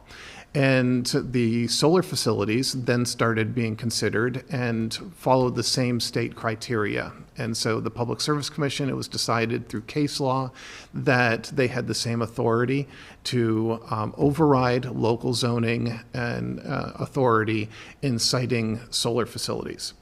So these projects, several of these projects then applied to the PSC for what's called a Certificate of Public Convenience and Necessity to get that authority. And we currently have 8 projects that are going through that process, and actually several of them have been issued their CPCN. And so I think Daphne mentioned that a couple of them are in our process, and we're taking them to TRC, and they will eventually be in front of you all. So the concern that we had last year was that we eliminated the entire ag section of our code related to solar. What that meant was that as these projects came before you all, and as our staff were reviewing them, we would have no codes, no local codes to review them against. So what we did last fall was we rewrote the ordinance such that our site design requirements applied to all solar projects regardless of zoning. That way, we still prohibit it in ag, but that way, when a project comes before us, even if it's in ag because they have their CPCN, we would have some design requirements to apply to them, right? So that's what was passed this past fall and came through you all, and the Board of County Commissioners adopted them. So this past spring, however, the state passed some additional regulations and further defined those site requirements. And we now need to go back and look at our requirements and make sure that they are in line with what the state has now passed in the Senate bill. So, and there's some additional things that they've added in. So today what I'm going to do is very quickly go through and kind of plant the seeds of some thoughts and the questions that need to be discussed so you can mull them over for our next meeting. Between now and our next meeting, I will provide you with 3 primary documents. I took the Senate bill and I extracted out the very specific pieces of what we have to discuss, so it's more readable for you all. I have a copy of our code redlined with recommendations on what changes to make. And then I have a PowerPoint presentation where I kind of meld them together so we can step through. Here the state says this, and then these are the corresponding changes. Don't get concerned. The PowerPoint is upwards of 60 slides now. I'm not planning on going through every single one, but it's there for your reference. So there'll be like 3 or 4 slides of the state code so you can reference it. I'm not going to go through and read those and explain them and so on. We'll skip right to the recommended changes. So, so hopefully that becomes a good reference to go back and forth and see the proposed changes that we're going to make. So today I just wanted to go through and step through what the state bill has proposed, as well as some of those seeds for thought that we don't need to discuss them today unless you wish to, but I know it's been a long day and just want you to all to start thinking about them. So with that, so we're talking about Senate Bill 931, also known as House Bill 1036. It's called the Renewable Energy Certainty Act. What's interesting is this bill is effective as of July 1 of this year, so it goes into effect right away. It does not apply to projects in process. So those 8 projects that are in process, it does not affect. So anything submitted to the state afterwards, it would. But part of the urgency, as it were, sort of, is that I would like to get the county code matching the state law as soon as possible so that everybody's clear with what the rules of the game are, and that we don't have the state law overriding something that we have in county code and so on. So we'll work through that. I would anticipate taking this back to the commissioners in August for their approval. So there'll be about a month or so where there'll be some things that are out of sync a little bit. State law preempts us. So, but I wanted to get things clear. In the Senate bill, it's a very long bill. It's about 40 pages. They talk about solar energy generating systems and local zoning requirements. That's what we're going to be talking about. They also introduce a new concept that we'll be talking about called energy storage devices. So we'll talk about that. The last 3 bullets there are in the bill, but we're really not going to talk about them because our local codes don't really affect them. They talk about definitions of agrivoltaics, some warranties for rooftop solar, and putting the onus on the state to start looking at some locations where the state can put solar and so on. We don't have to address those, but I just wanted you to be aware that this bill is a pretty lengthy bill and there's a lot to it, but we're going to focus on the things that really affect us. So from a local zoning perspective, key thing here, proposed solar projects between 1 megawatt and 5 megawatts must be considered principal permitted uses in all zoning districts. So they have effectively taken away our authority to prohibit in ag or any other zoning district. They must be allowed in all zoning districts. And that's down to 1 megawatt also, right? So the CPCN process is for 2 megawatts and larger. If you have a project that's between 1 and 2 megawatts, it must be considered by us as a principal permitted use. It does not need to go get a CPCN, so it comes through our process, but we cannot prohibit it. So that's an important clarification. Solar projects greater than 5 megawatts can be restricted in certain areas. And I've mentioned it before, but just so you have it clear in what we're talking about, the general rule of thumb we use is 1 megawatt is approximately between like 5 to 7 acres. So if we're talking 5 megawatts, we're talking about a pretty big site for us.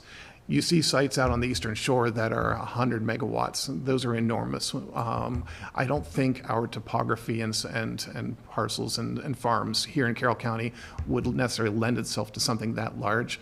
But a 5 megawatt would still be a pretty good sized project, probably upwards of 30 acres.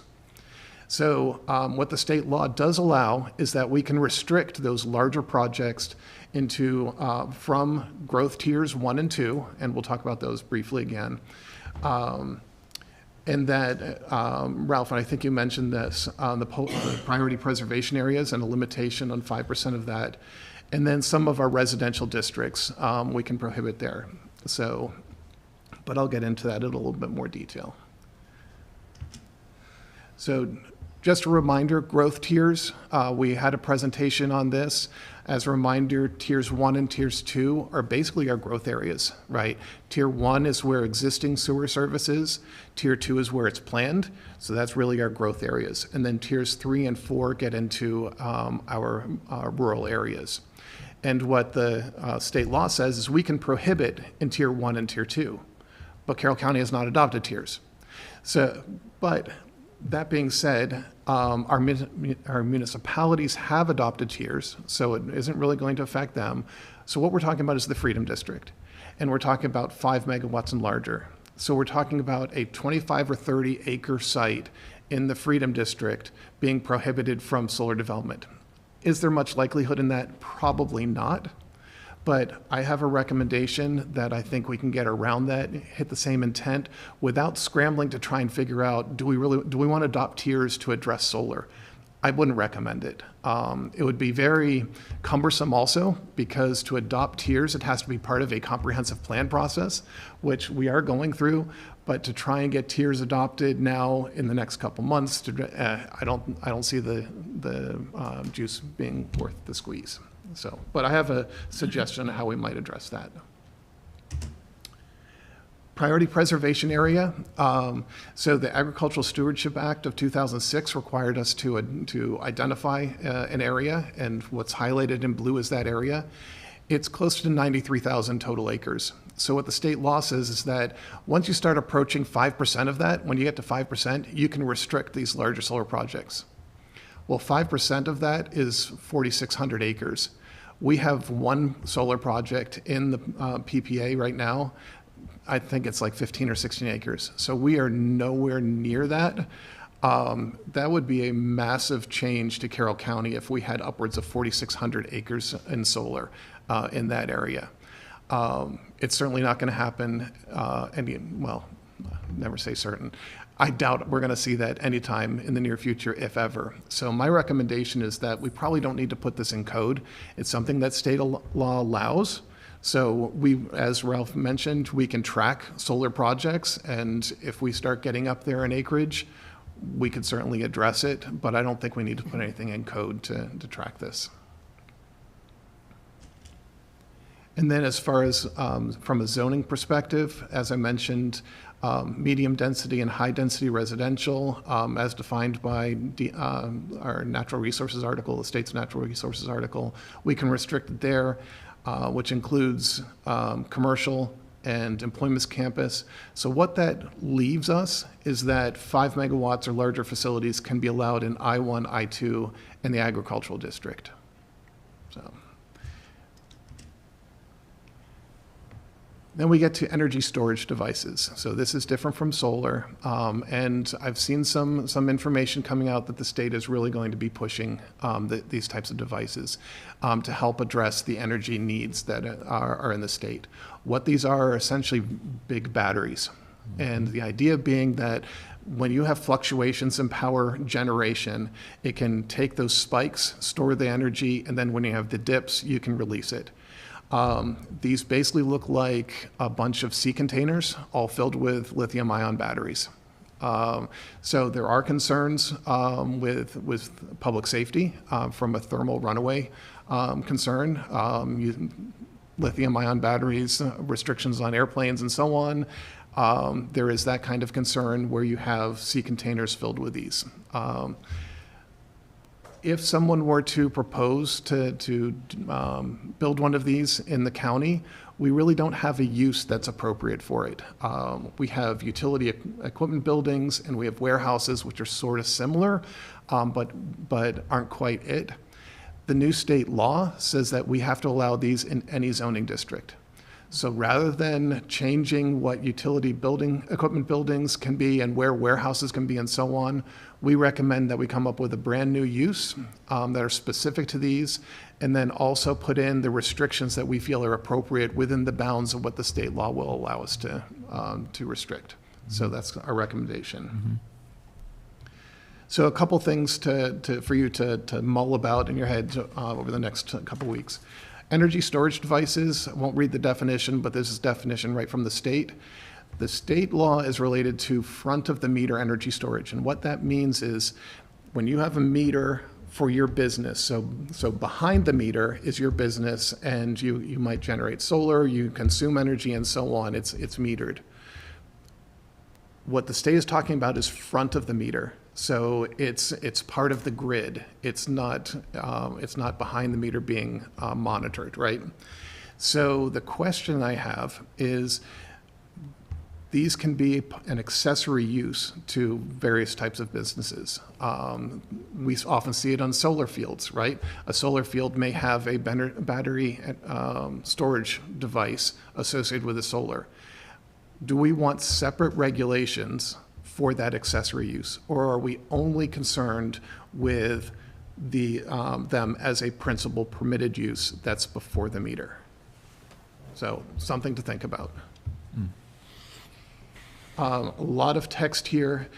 The state law is looking to address environmental justice and basically says that if you have a solar project that's in an overburdened community or an underserved community, you have to have 2 public meetings associated with that. They reference MDE's social justice designations. The MDE tool is not currently functioning, so we can't even look up to see where they would designate these areas. With how things are going, with guidance from requirements from the federal government, have no idea where this is going to land. But there is in state law that a requirement of having these 2 public meetings. So do we put that in our code, or do we just assume that the developer will follow the state law? Something to discuss. So I have that in the process under number 5. Under number 6, this is where I think we can address the tiers. My suggestion would be we just restrict them, that they're not permitted in designated growth areas. It's essentially the same thing, right? So if we make that statement, I'll turn it over to the lawyers to make the argument. It meets the intent of the state law, not the letter. I think it's close enough, something for us to consider, and then we're not worrying about adopting tiers and so on. Distance requirements for the battery energy storage systems. The way our code is structured, we have these distance requirements for different types of uses. So we have a base of 200 feet from a residential district and so on.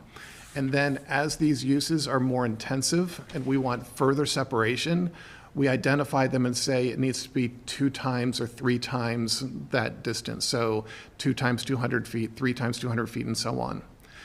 Letter E is the furthest that we have, which is 5 times the distance. And currently in our code, we have airports and rubble fills. So the distance requirement for those is 1,000 feet then. So If we are concerned about these battery energy storage systems, do we want those to be 1,000 feet from the property lines? And that's how we would address it. If we wanted something less, we can do so. So something for discussion. Chris, what's a rubble fill? So like, if you're a contractor and you're trying to get rid of clean fill, so waste concrete, those sorts of things, then you can dispose of that. So it's dusty, noisy, and so on. So we keep those 1,000 feet from the property boundaries. Thank you. Yeah. This is a real quick one. In the state law, it says that the requirements do not apply to agrivoltaics. So agrivoltaics being where you have solar and agriculture commingled, where like you have sheep grazing between the solar panels and things like that. I have no idea why they said that you don't have to follow these rules if you're dealing with agrivoltaics. My recommendation is I don't want to get into the complexities there of someone saying, well, I'm doing agrivoltaics, and then they stop doing it and so on. I think one set of rules across the board, but that's something for us to discuss. And we're almost done here, I promise. Setbacks. We set the setbacks as 400 feet. State law says that we can't require anything more than 100 feet. But they did also add in that solar panels and structures can't be located within 150 feet of the nearest residential building. So we'll add that in. But my question to you all is, should there be a variance allowable there? The state says the maximum we can restrict, but we can certainly make it less. So if we want to allow a 50-foot setback, we could do that. But do we want to allow that variance? And if so, who do we want to have hear it? In the previous code, we had set it at 400 feet, but we said that you all could allow it to be down to 100 feet. Do you want that authority? Do we want it to go to Anastasia as the zoning administrator? Who do you want to have that authority to reduce that setback? Or do we not want to allow it? In which case we could explicitly state there's no variance from this requirement. So something to think about. I think, fencing. There are a variety of changes that we'll have to make related to fencing, but one thing that we've heard in talking with industry folks is that our requirement for opaque fencing is not something that's standard. There's no other county that does it.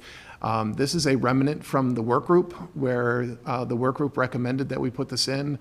We put it in as the suggestion, and it's kind of perpetuated and not really been discussed. So because it's not a standard thing in the industry, and we've had at least one law judge who's basically stricken it from what we can require, how important is having opaque fencing? So my recommendation would be to remove it, but we can discuss that. And I think that's it. So it's a lot. Like I said, I've got 60 slides we can go through next meeting and discuss all of these to your heart's content. Basically, the next steps is I will bring that before you, but again, I will provide it all up front so you can read through it, and you can highlight the very specific things that you have questions on. So maybe we just jump right to those, however you'd like to go through it, but I want to make sure that we're thorough. There are a number of changes, and it is complex because we're looking at basically two sets of legalese that we need to combine to make sure that they're compatible.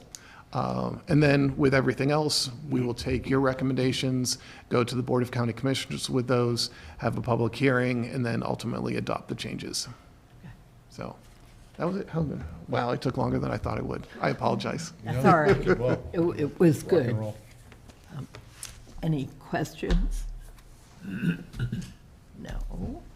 Any public comment? No. Okay. Any general public comment? There you go. All right. I just have one little note, if I could. Our next meeting is scheduled to be our meeting in the evening on July 9th. I know we've missed the last two evening meetings. Just want to back on track. But also that is a week when we have, I think, all of the work groups are meeting. So when Gail sends out the email to confirm attendance, if we could just really make sure everybody's going to be here and we'll have a quorum for that July 9th meeting. Otherwise, we'll need to look at moving some things around. Okay. Okay, all right. Do you all want to stay? Yeah, I make a motion that we leave, that we adjourn. Run away. All in favor? Aye. Thank you.